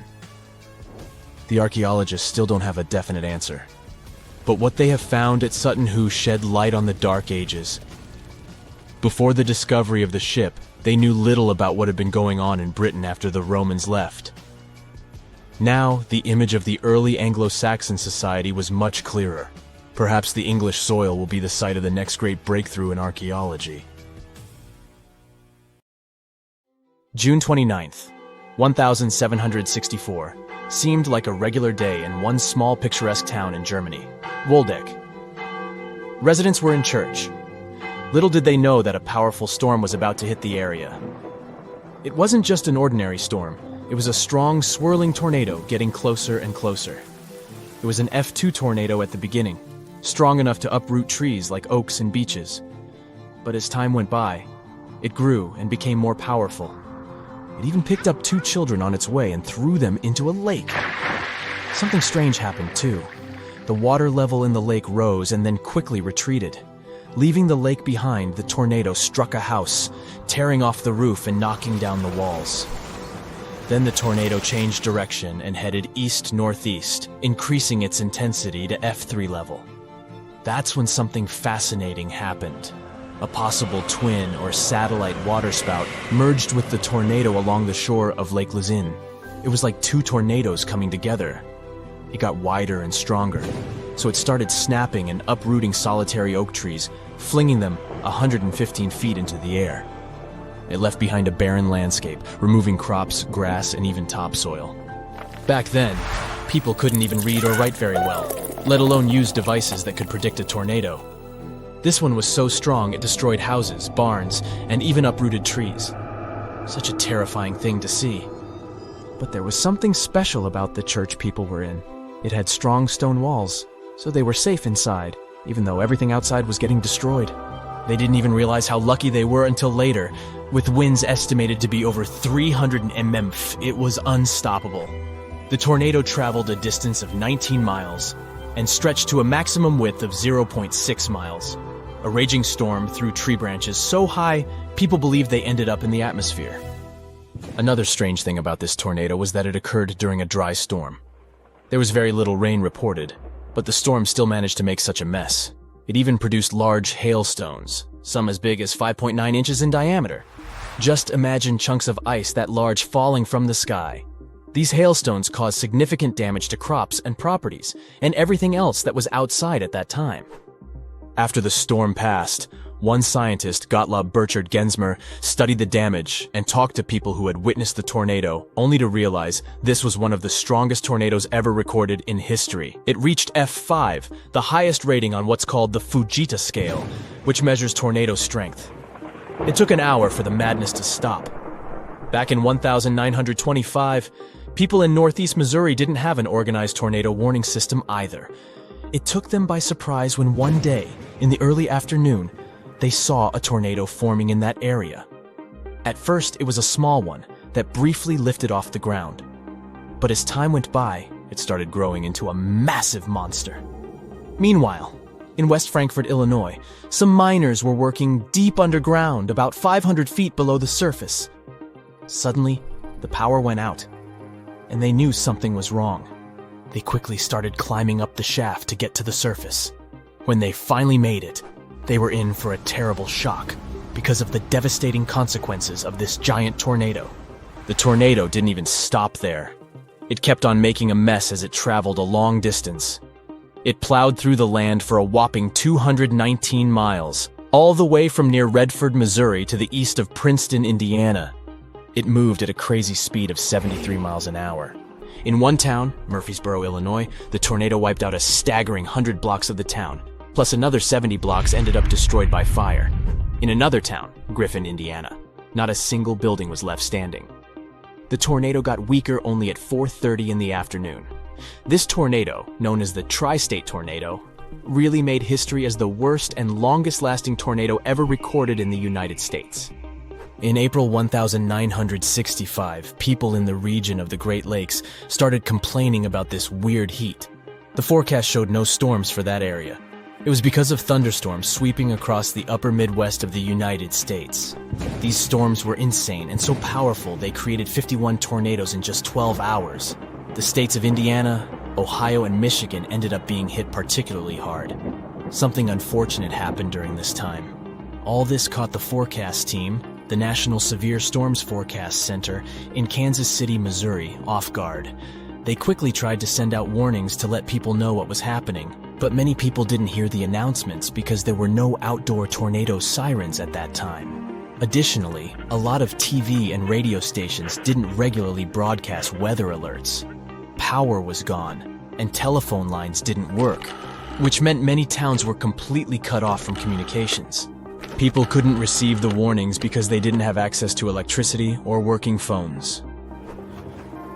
One spring day in 1974 was especially hard because of severe thunderstorms that unleashed a series of powerful tornadoes across 13 states in the United States. These tornadoes lasted for 16 hours, and they ranged from weaker F0 to the most powerful and destructive F5 ones. At one terrifying moment, there were 15 tornadoes touching the ground at the same time. One lasted for more than 2 hours, and 2 others were swirling around each other like dancers. This was another big lesson, after which some changes in tornado warnings were made. In those days, weather forecasters could only warn people about a tornado if they had seen one with their own eyes, which was mostly too late. April 26, 1989, at around 6:30 in the afternoon, the sky above one district, Maniganj in Bangladesh, turned dark and ominous. The tornado began its journey from one point, Daulatpur, and moved swiftly eastward, Saturia, Maniganj Sadar. People living in that region had already been facing a severe drought, and little did they know there were even worse scenarios coming. The storm was fierce, stretching about 10 miles long and 1 mile wide. It covered a relatively small area, but it still caused enormous damage. It tore through the land and blew away buildings, thousands of trees, strong and rooted for years, and everything else in its path. The countryside of Marsala in western Sicily is really beautiful. But it wasn't so stunning on December 8th, 1851. 2 fierce tornadoes suddenly swept across the land, leaving nothing but chaos. As they moved, they brought along heavy rain and hailstorms, causing even more damage to the already vulnerable farmlands. One town, Castellammare, had an amazing harbor with plenty of ships, and it suffered great damage. The news of this devastating event reached far and wide, even making its way to the Illustrated London News. The outbreak in Oklahoma from 24 years ago, May 3rd, 1999, was tough too. Just one stormy day caused enormous damage from Texas all the way up to South Dakota. At least 45 tornadoes touched down, and Oklahoma was hit the hardest with an F5 tornado. The story seemed familiar. What first seemed like a small twister quickly grew into a massive force that, at one point, measured 1 mile in width. This one ripped asphalt from roads, peeling it away in layers like fragile paper. It tore the vegetation away and even wrapped roofing materials around power lines. NASA scientists studied the area using satellites. They realized it would take between 10 to 20 years for the vegetation to fully regrow in the region where the tornado left nothing but muddy, barren land. Oklahoma is in a pretty unfortunate spot when it comes to tornadoes. Take 1947 as an example. The Woodward tornado got named after the city it had struck. This monstrous tornado was massive. It reached 1.8 miles in width, and it raced forward at an incredible speed of around 50 mph.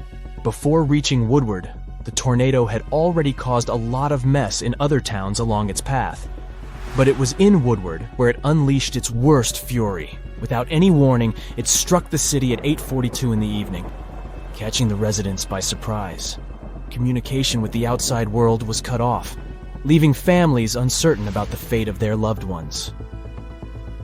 As if one tornado isn't enough, some areas get struck by a series of them. In 1908, an outbreak of tornadoes swept across the eastern part of the United States, from Texas to Georgia and then northward from Oklahoma to Tennessee. At least 34 tornadoes touched down. Nature showed no mercy. Buildings were torn apart, and once thriving streets were reduced to rubble. The Fujita scale measures tornado strength based on 2 things: the speed of the winds and the amount of destruction caused. F5 tornadoes are the strongest, most destructive ones. I mean, some people talk about F6 tornado with winds that could blow at over 300 miles per hour. If this one was passing by, you'd definitely know how Dorothy felt. Luckily, F6 exists only in stories, and Oz is the last place you are likely to end up at.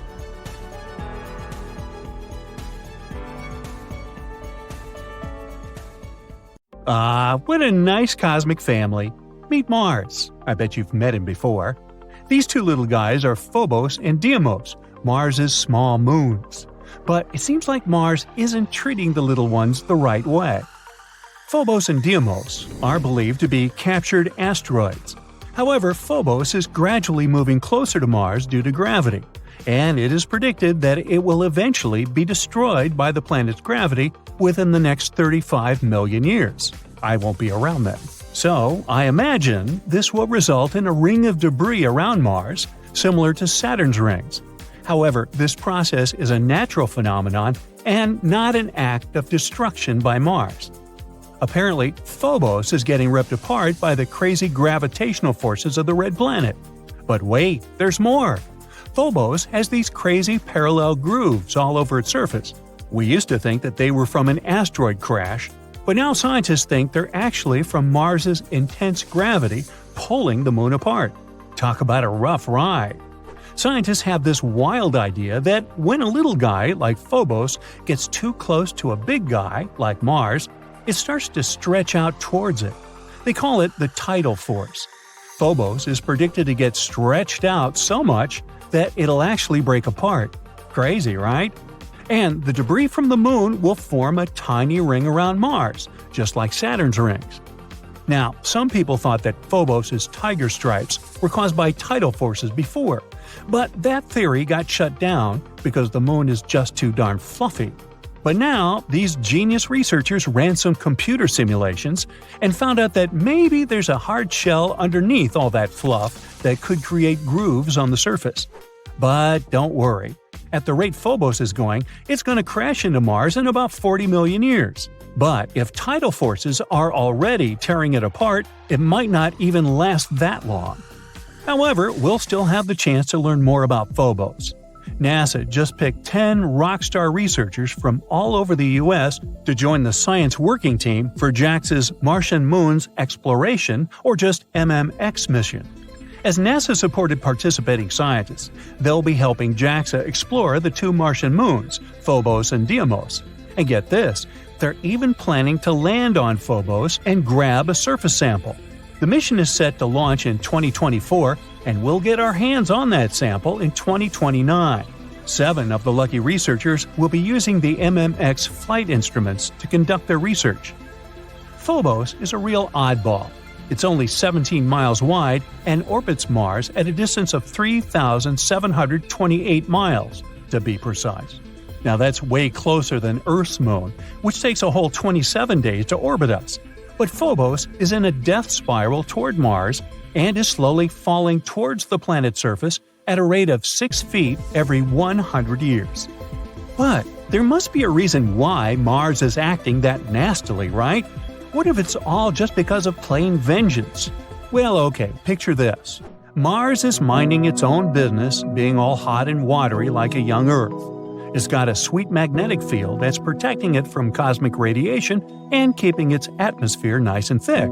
Hey, life is good. But then, at least 20 asteroids, each the size of a small country, come crashing down on Mars like a giant game of cosmic whack-a-mole. One of them even leaves a crater that's almost 2,000 miles wide. Now imagine how Mars must feel with 2 asteroids being its moons after what other asteroids did to the red planet. All these impacts are like a massive punch to Mars's gut, and its already weak magnetic field is knocked out cold. The core gets all overheated and can't circulate properly, which means no more magnetic field to protect the planet. It's like as if you were wearing nothing at the depth of the Mariana Trench. If it were possible, you'd be defenseless and chilly. It's basically what happened to Mars. So now, poor Mars is out there in the cold, unprotected from all those nasty cosmic rays. It's like going outside without sunscreen. Not a good idea. But at least we can learn from Mars's mistakes and make sure Earth doesn't have the same fate. Maybe we should start investing in some asteroid insurance. But trust me, the red planet isn't mean at all. It's actually pretty friendly. While Mars may seem to be pretty tough for Phobos, there's something that might be thriving with Mars's help. So get this, a team of scientists found a way to grow rice on Mars. Yep, you heard me right. They used MMS, not the outdated way to send pictures, but a special soil called Mojave Mars Simulant. It's supposed to mimic Martian soil. And here's the catch: Martian soil has these nasty percolate salts that can be toxic for plants. So the team grew 3 types of rice, 1 normal and 2 gene-edited with mutations that make them better at handling stress like drought or salinity. And guess what? The mutant strains were able to root in soil with 1 gram of percolate per kilometer. Take that, Martian soil. But hold up. The rice grown in the MMS didn't turn out as great as the ones grown in regular potting soil. So the team decided to mix 1/4 of the potting soil with the Martian simulant, and looky there, the plants started developing better. Now these scientists aren't just thinking about feeding Martians. They also want to see if their findings can help grow crops in places on Earth with high salinity. And get this, the whole project started when 2 researchers met for coffee and decided to try growing plants together. Well, isn't that nice? I suspect you're about to say, hey, but if you want to grow rice on Mars, you have to ship insane amounts of water from Earth, and it's not easy to quench this plant's thirst. You're right. You need about 449 gallons of water to only grow a pound of rice. But guess what? Scientists made a groundbreaking announcement at the Lunar and Planetary Science Conference in Texas. They found a relic glacier near Mars's equator. That's right, water ice on Mars, even near the equator. This is huge news, and could mean there's even more ice just below the surface.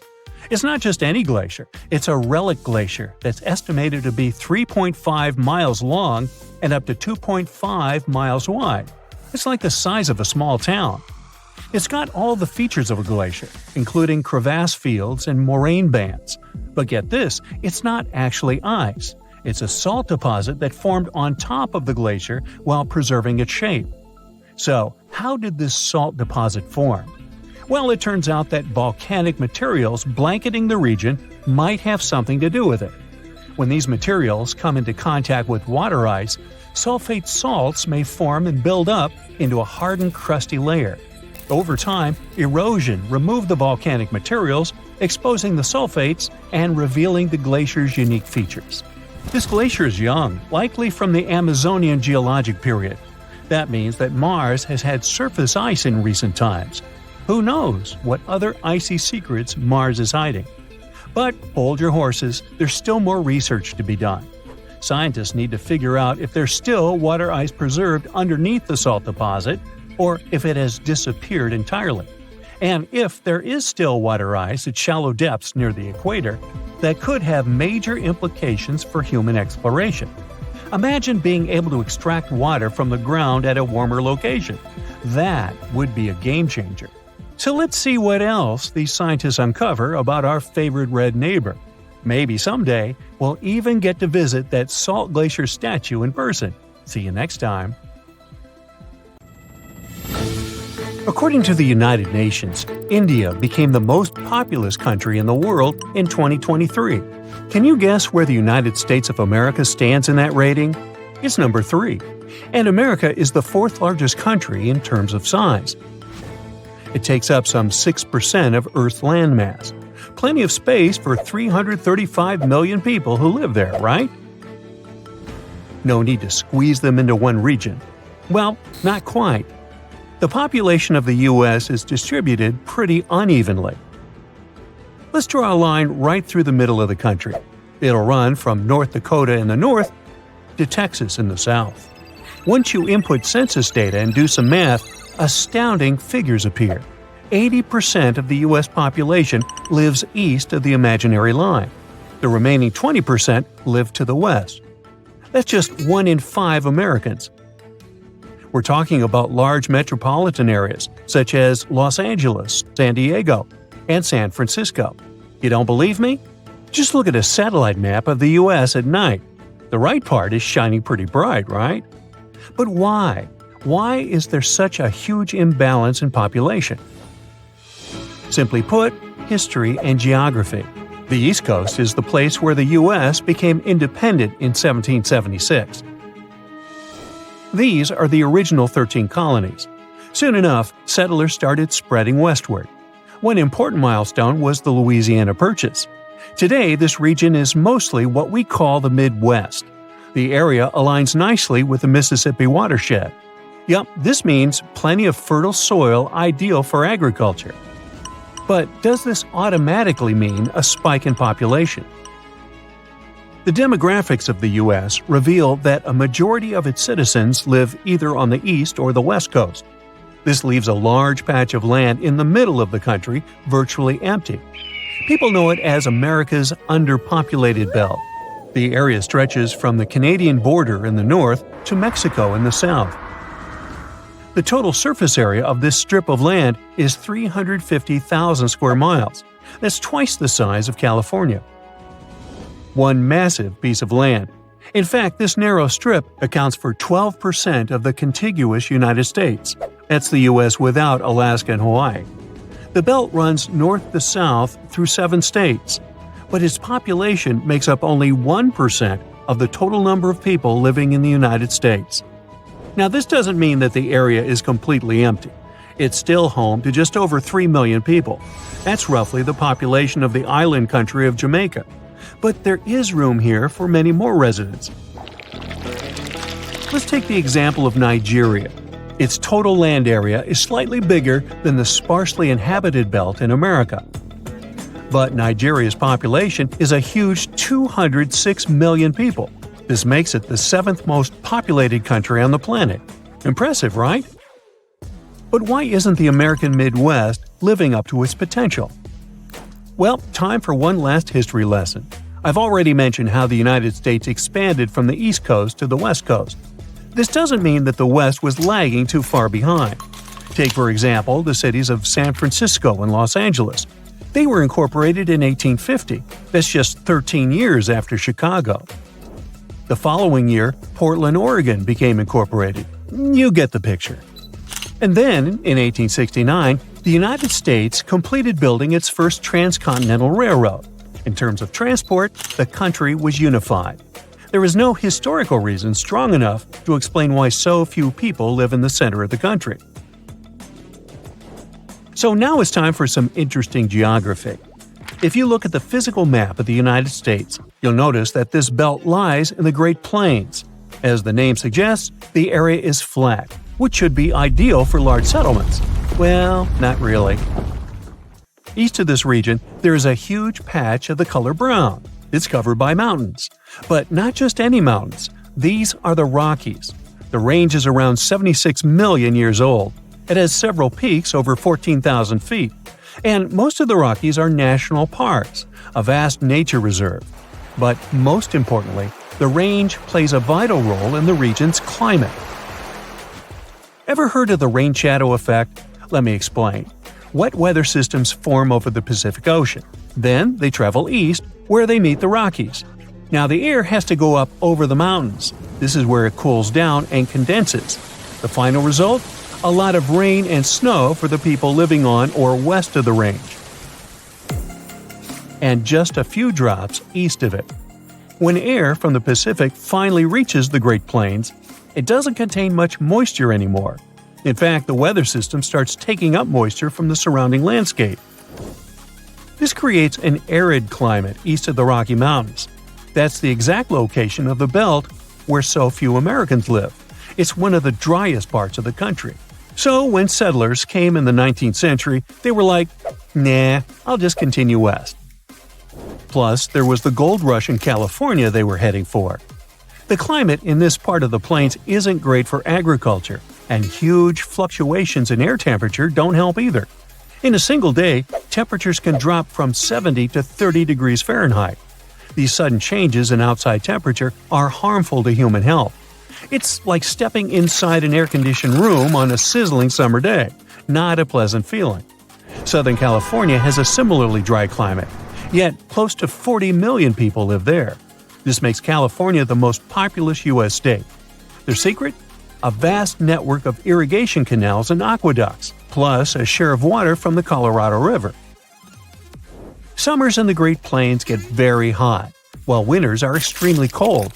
The reason behind these wild weather patterns are polar winds.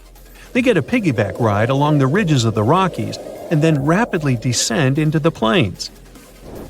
A winter day in Wyoming, for example, can start pleasantly warm, but later in the afternoon, the temperature can easily drop below zero.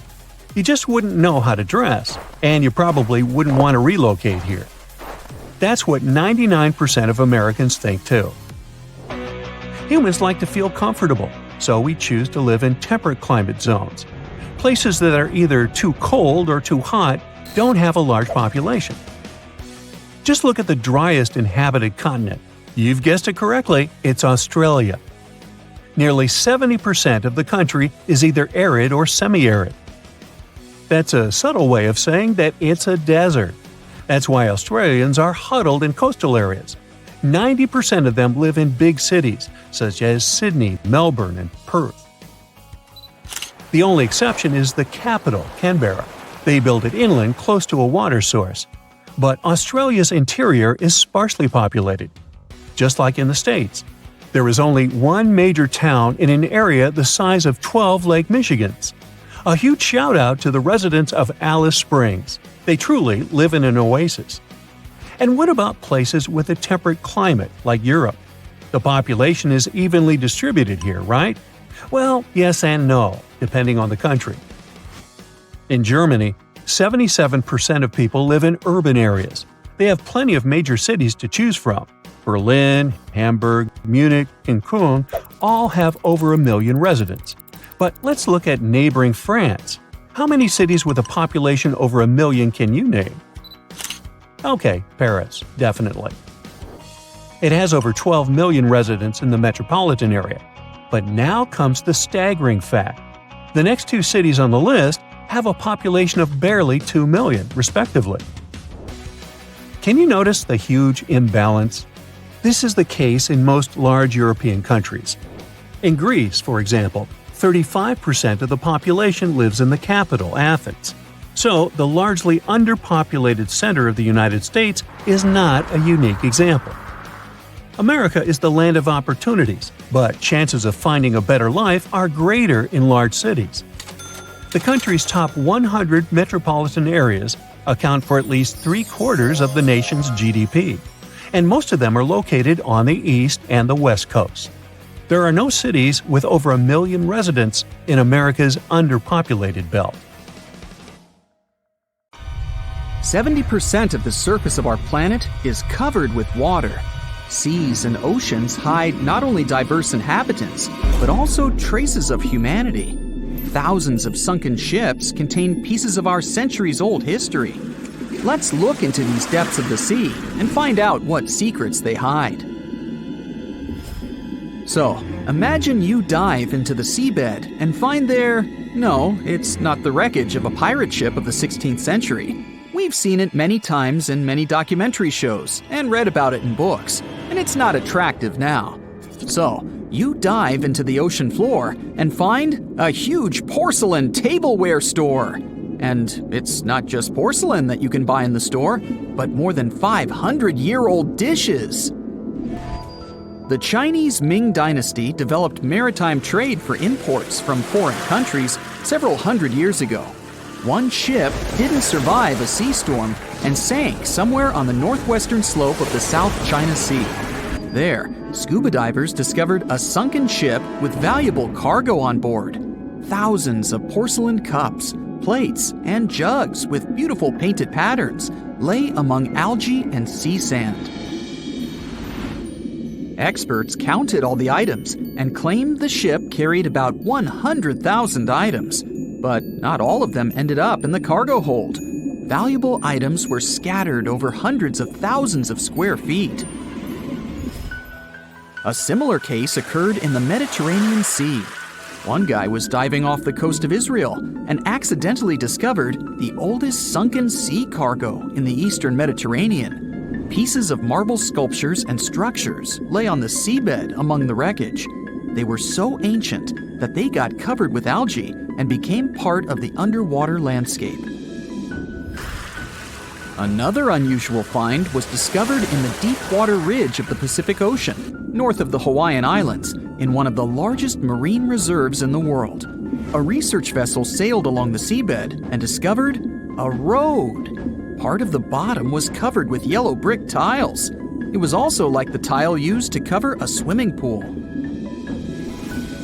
The researchers conducted an expedition in this unknown place and posted videos online. They went down to a depth of about 1.8 miles and noticed a strange track on the bottom made of yellow bricks. One of the guys jokingly said that it was the road to Atlantis. In fact, the road led nowhere, and it wasn't made by humans. Nature created this unusual landscape.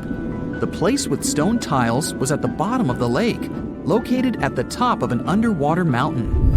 Perhaps once upon a time, it was a volcano. Magma heated the surface, and cracks appeared on the ground. The lines of cracks made the solid surface look like a brick road. Okay, how about something more mysterious?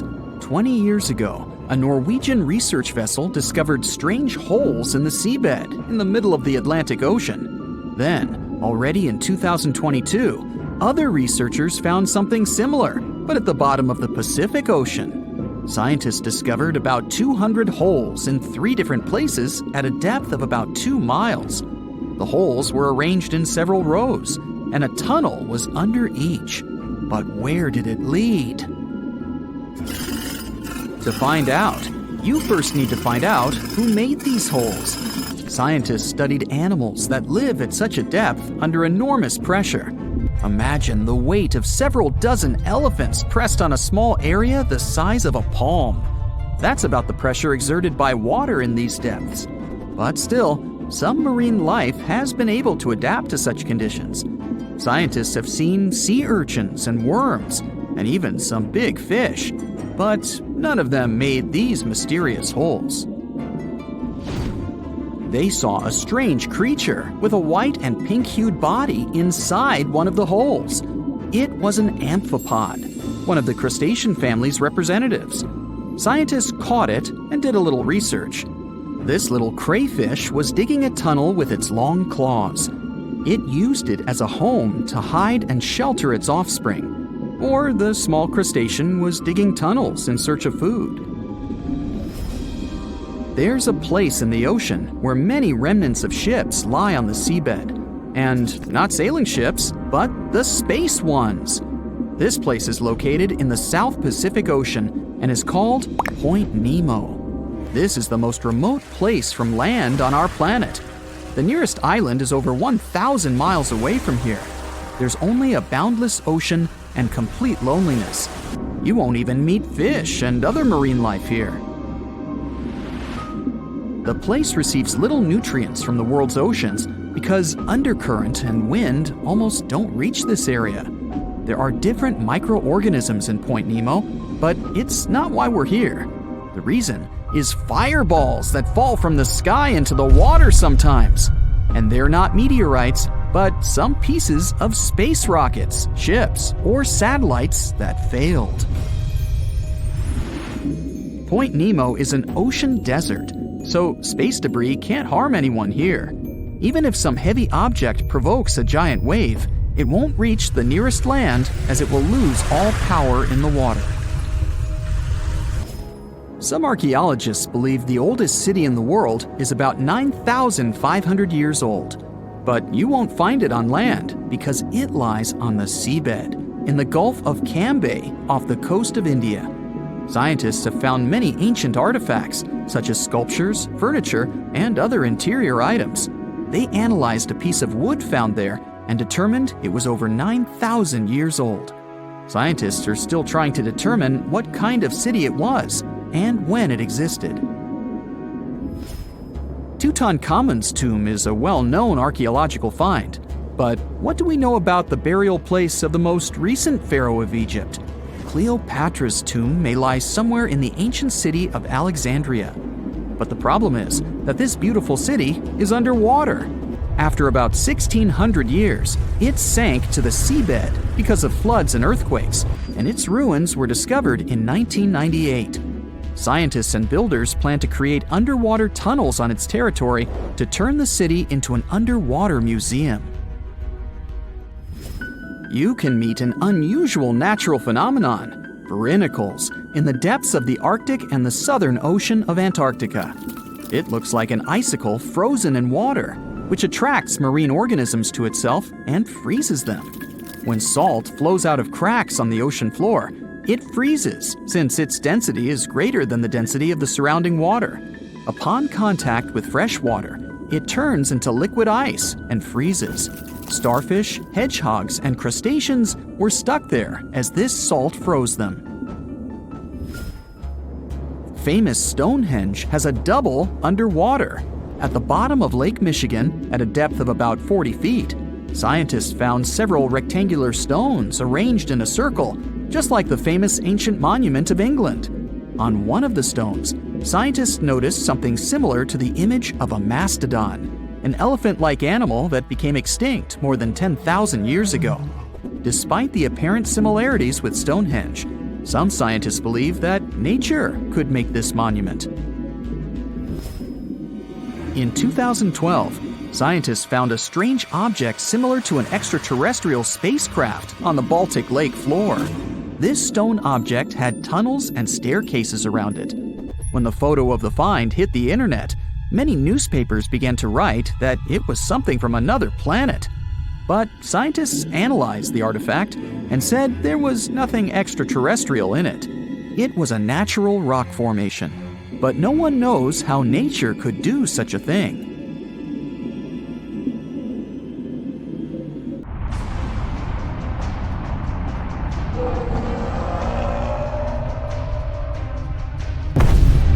Bam! The giant asteroid slammed into Earth, and a while after that, dinosaurs were gone. You'd think there's nothing to be afraid of now, but nope, some pretty unique and scary beasts started to evolve after that. Back at that time, mammals were going through significant changes. It seems that some of them, like those similar to horses and rhinos, became giant and powerful very soon after the dinosaurs were gone. When dinosaurs were in charge, which was about 145 to 66 million years ago, mammals were relatively small creatures. Most of the time, they lived in the shadows of their much bigger enemies to avoid ending up as their dinner. Many of them weighed around 22 pounds or even less. But when the dinosaurs went extinct, mammals finally had a chance to take advantage of the new environment. For example, Brontosaurus. It took this opportunity and grew to enormous sizes. They started at around 40 pounds and eventually reached weights of 4 to 5 tons in just 16 million years. This sounds long, but it's relatively short in geological terms. Their large body size gave them and some other mammals an advantage after the dinosaurs disappeared. Now, they were the dominant and ferocious creatures others were afraid of. Brontosaurus, whose fossils have been found in North America, got this cool name, Thunder Beasts, from the Sioux people, because they believed these fossils came from giant thunder horses that would roam the plains during thunderstorms. And it's still a mystery how these thunder beasts got to grow so big so quickly. One of the theories says that they gradually increased in size over time. Another option is they went through rapid bursts of growth, but also had periods where they didn't quite change. Or maybe there was a mix of species. Some were small and some were bigger, but in general, more of them ended up growing large. And scientists studied a family tree of 276 thunder beasts and realized the third option fits the best. It's all competition in nature. Back in that time, most mammals were small, so there was fierce competition among smaller plant-eating animals when it came to food. The larger ones, like thunder beasts, faced less competition for the resources they needed to survive, so bigger species had more chances to stay, while the smaller ones went extinct quickly. So yeah, the end of the dinosaur era doesn't mean the end of impressive and giant animals you'd also run away from. For example, I definitely wouldn't like to face this fella. It kinda reminds me of a giant sloth at first, but those evolved tens of millions of years later. This giant lived somewhere between 50 and 60 million years ago in North America. It was around 8 feet long and had an unusually massive and thick body and legs. Its tail was very thick as well. This beast must have used it to support itself and stand on its hind legs. Its skull was relatively short and small compared to its large body. What's interesting is that it still had collarbones, which are bones that most hooved animals don't have anymore. Here's something comforting that makes it less scary though. They probably ate plants that were soft enough to chew easily. Now, imagine a snake so big it could easily rival the size of a T-Rex. It's not some mythical creature from fiction movies, but Titanoboa, the incredible beast that lived around 60 million years ago in the lush forests and rivers of South America. It was the largest snake ever that we know about. It was actually like the ancient ancestor of today's boas and anacondas that still live in the same region. Its body was a mind-boggling 42.7 feet long, which is longer than a school bus. To support its giant body, Titanoboa had about 250 vertebrae, which are the bones that make up the backbone of animals. Imagine how much it needed to eat to maintain such a massive body that was as heavy as a small car. It went after fish and crocodiles that lived in the waters and rivers of its home. A snake taking down a crocodile? It had to be a powerful beast. Titanoboa holds the record at the moment, but scientists believe we might discover more fossils of snakes that could be even bigger than this one. You know there has to be some scary crocodile on the list. Back in the dino era, there were even crocodiles that were 40 feet long and enjoyed snacking on dinosaurs. You can tell they haven't become less scary even after that. This beast lived between 15 million and 55 million years ago in what is now Venezuela, Peru, and Argentina. It belonged to a group that was there during the time of the dinosaurs, but like many others, got to live their best years and thrived after the dinos disappeared. Unlike most crocodiles that stick to the edge of the water, you could easily come across this one, since it liked to take walks on the land to check what was happening around. Check out its flattened blade-like teeth. They remind of those carnivorous dinosaurs even more than other crocodiles. This adaptation helped with catching prey during its chill afternoon walks on land. This fearsome creature could grow to over 20 feet long and weigh more than 3,000 pounds, which is bigger than today's saltwater crocodiles. Even a rhinoceros came in the XXL size in those post-dino times. This one, whose name I can't even try to pronounce, was a massive herbivore that lived in eastern Eurasia. It looked like a rhino, but it still had some differences, like its neck that was stretching over 6 feet long, which made it look like a rhino with a giraffe's neck. The creature stood more than 15 feet tall at the shoulder, towering over most other animals of its time. It looked slender, but it's still incredibly heavy with its 33,000 pounds, which is like 2 to 3 grown African elephants, or even a small house. One of the biggest carnivores that wandered Ice Age Australia wasn't a mammal, but this frightening reptile called Megalania. It could grow to be over 18 feet long, which is more than twice longer than the Komodo dragon, one of the largest lizards alive today. Megalania had sharp curved teeth similar to those of Komodo dragons, which means its bite was extremely powerful and maybe even venomous. This venom worked in a way it could have prevented its prey from healing property, which means the poor animal would become weaker, so Megalania didn't even have to work that much to catch it after that first bite, no matter where its prey would try to escape. Moving on to birds now. An elephant bird stood almost 10 feet tall and weighed over 1,000 pounds. You could see it on the island of Madagascar more than 1,000 years ago, which is not even that long ago compared to the others.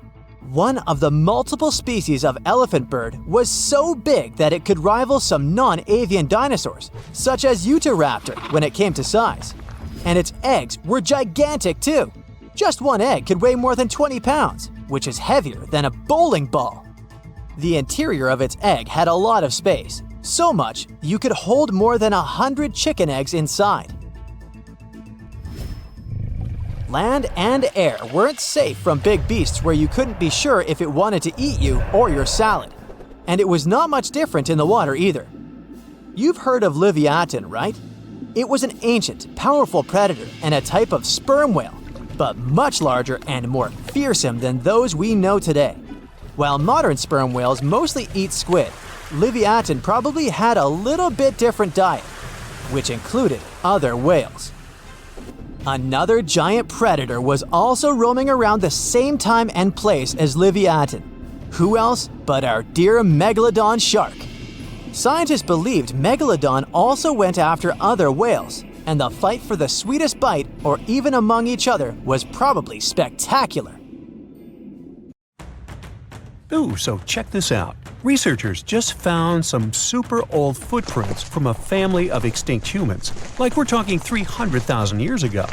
The prints belong to a group of Homo heidelbergensis. Ooh, that's a tough one, but I nailed it. So those dudes were pretty advanced for their time. They were building homes and hunting big animals. But unfortunately, they couldn't handle climate change and disappeared about 28,000 years ago. No, they weren't sissies, trust me. The weather was really tough back then, and they couldn't just go grab a down jacket like you do. So, the University of Tübingen crew made the discovery in Germany, where they found the perfectly preserved prints in a forest by a lake. Apparently, elephants, rhinos, and other critters used to come relax by the lake, and so did this Heidelberg family.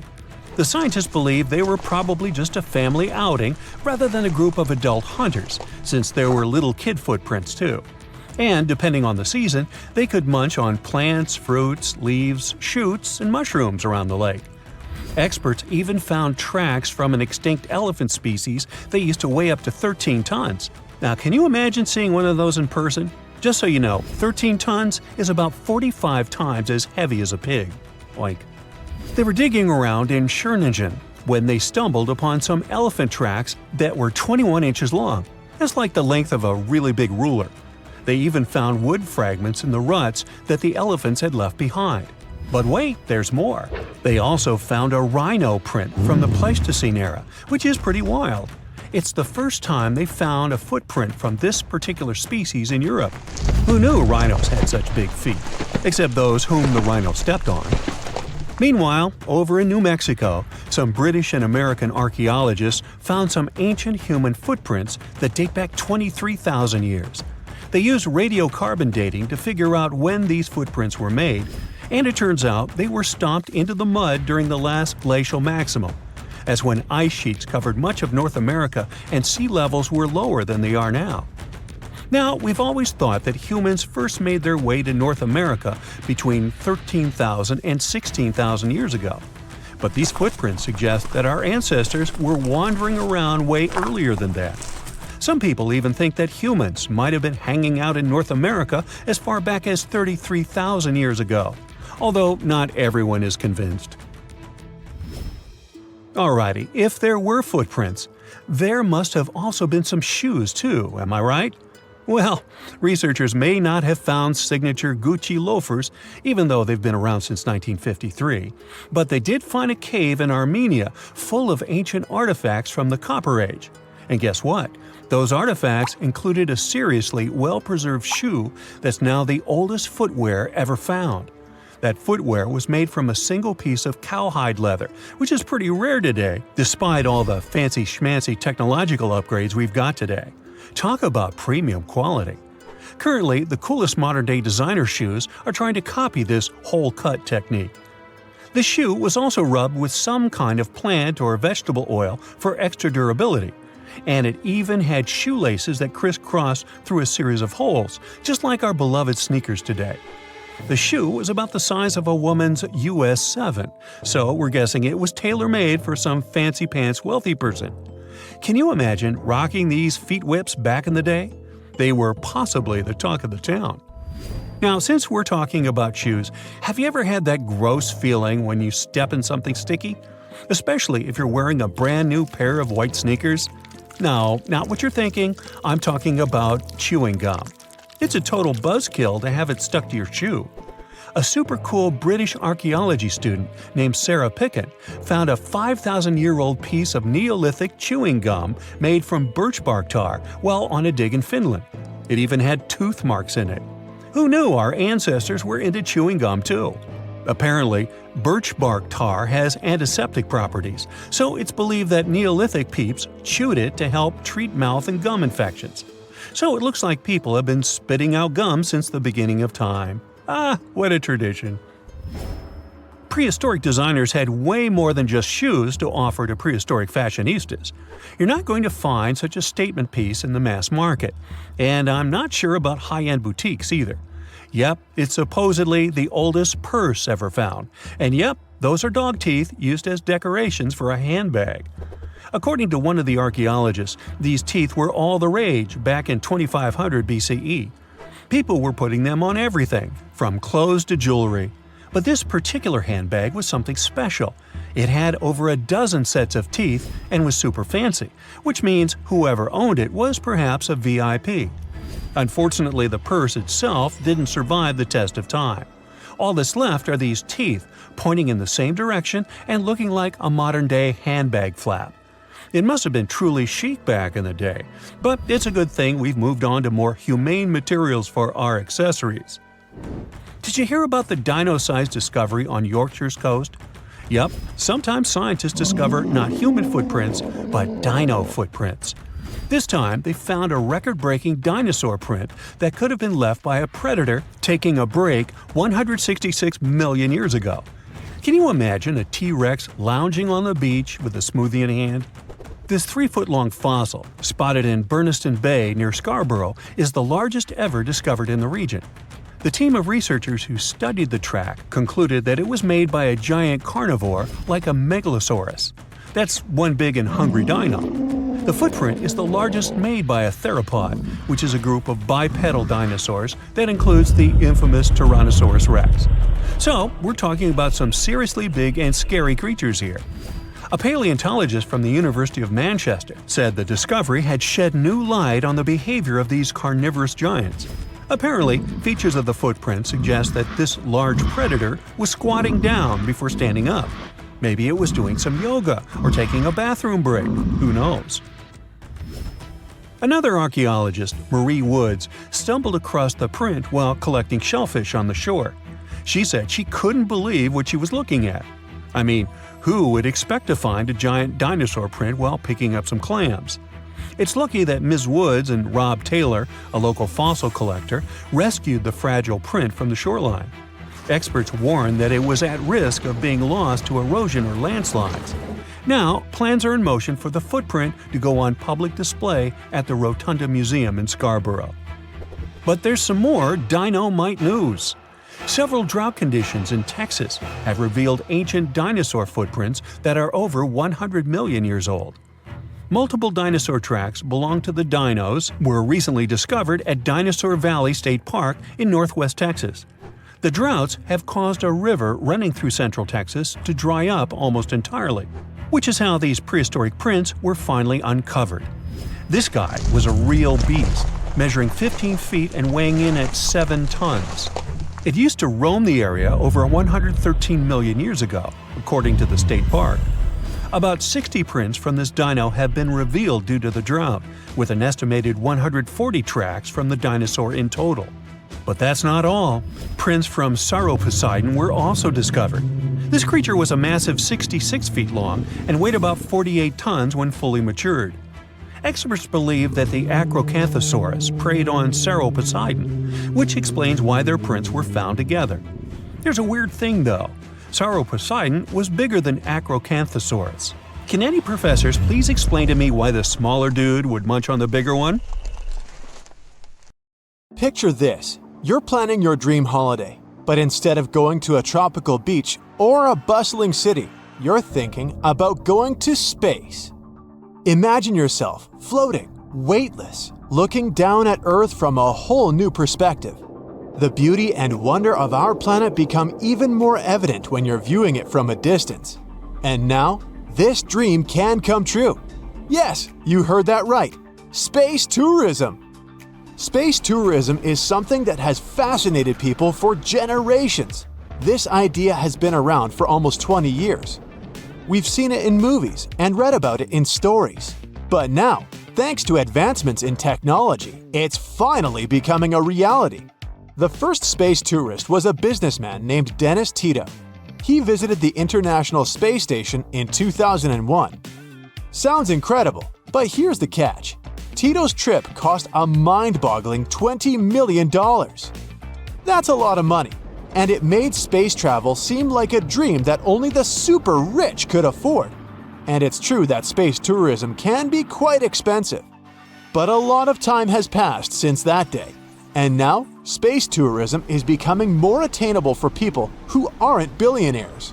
Of course, the industry is still in its early stages, but the demand for it is skyrocketing, pun intended.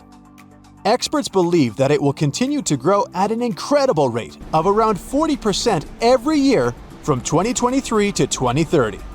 So, with all this in mind, let's talk about what awaits us in the near future.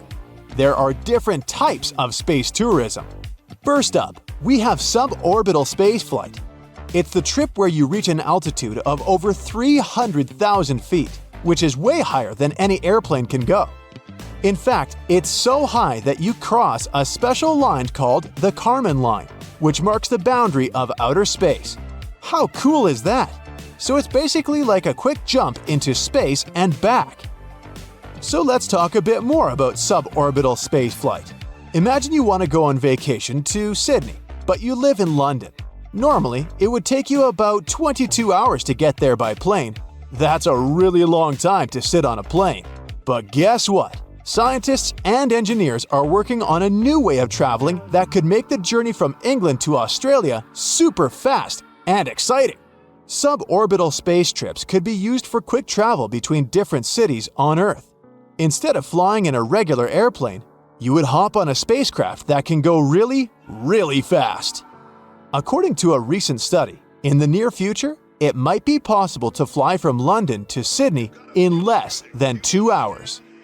Just imagine how amazing that would be.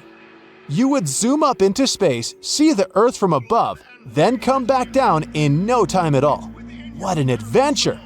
This study, conducted by the UK's Civil Aviation Authority, was all about understanding how our bodies react to trips outside Earth's atmosphere. To figure this out, the researchers needed some brave volunteers. They recruited 24 healthy people between the ages of 32 and 80. These volunteers were taken to a special training facility called an RAF centrifuge in Cranwell.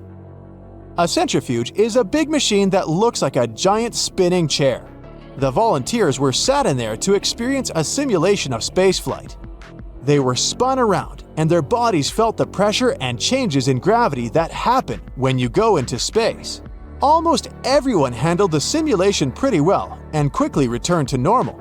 One person even briefly lost consciousness, but it was because of the gravitational forces, and they recovered soon after. Now, this study found some surprising things. Many people think that you have to be really fit and young to handle space flights. But the research showed that older people can actually cope better with all this gravity craziness. So even if we don't develop space tourism in the next decade or two, you'll still have a chance to visit space even when you get old. Right now, there are two big players in the suborbital spaceflight game: Virgin Galactic and Blue Origin. Both of these companies have rocket-powered systems that can take up to 6 passengers on a thrilling ride. Virgin Galactic has already had 4 successful flights, but they recently ran into some financial trouble. On the other hand, Blue Origin has flown 32 passengers on their new Shepard rocket. The catch is pretty obvious. Right now, space tourism is super expensive. Companies can charge a whopping £350,000 per seat for these flights. But don't worry, things are about to change soon.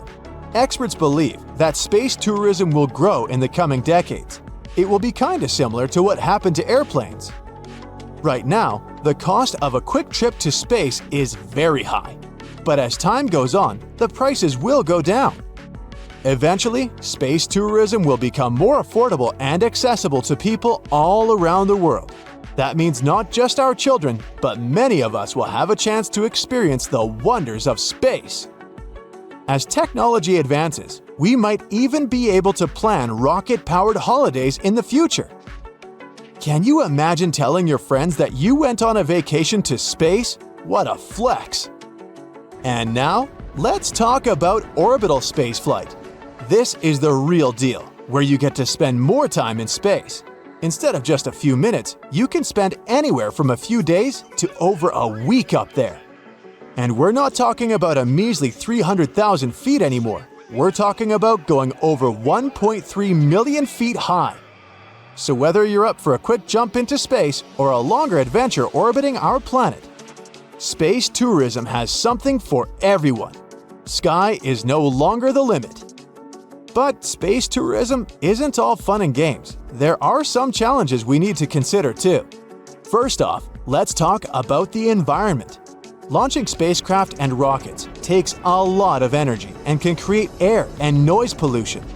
This can seriously harm our atmosphere. We don't want to trade a cool space trip for a damaged planet, right? Next, there's the issue of safety. Space travel is still risky, and accidents can happen. Even with safety protocols in place, there's always a chance of something going wrong. And if it does, the consequences could be really, really bad. Yikes! Space debris is another concern. Every time a spacecraft is launched, it leaves behind debris that can stay in orbit for a long time. As more launches happen, the amount of debris keeps growing. This can cause problems for other spacecraft, and even small pieces of debris can cause damage. Space travel also requires a lot of resources like energy, fuel, and materials. Using up these resources too quickly could have long-term consequences for our planet and future generations. We need to make sure we're not depleting everything in our quest for space exploration. Oh, and let's not forget about all the legal stuff. The rules and regulations for space tourism are still evolving, and it's not always clear who should be responsible if something goes wrong. Plus, there are concerns about how space tourism might affect international space laws and treaties. We don't want legal chaos in the final frontier. And finally, to achieve our dream of taking spaceships like planes, we'll need better infrastructure and logistics. We'll need to build more spaceports where spaceships can take off and land. But don't worry, scientists are actively working to solve these problems. Remember, it's not just us who are excited about space tourism, even governments are joining the fun. Many countries are investing in space tourism too. It's a global phenomenon. So even though there's still a lot to develop in this industry, it's pretty obvious that the aviation industry might go through a big revolution. Traveling long distances would become much quicker and more exciting. And judging by the way development is going, the first big breakthrough in this area will be made in North America. So, get ready for a new era of travel. What an exciting time to be alive, right? The universe is calling, and it's time for us to answer. Stay tuned!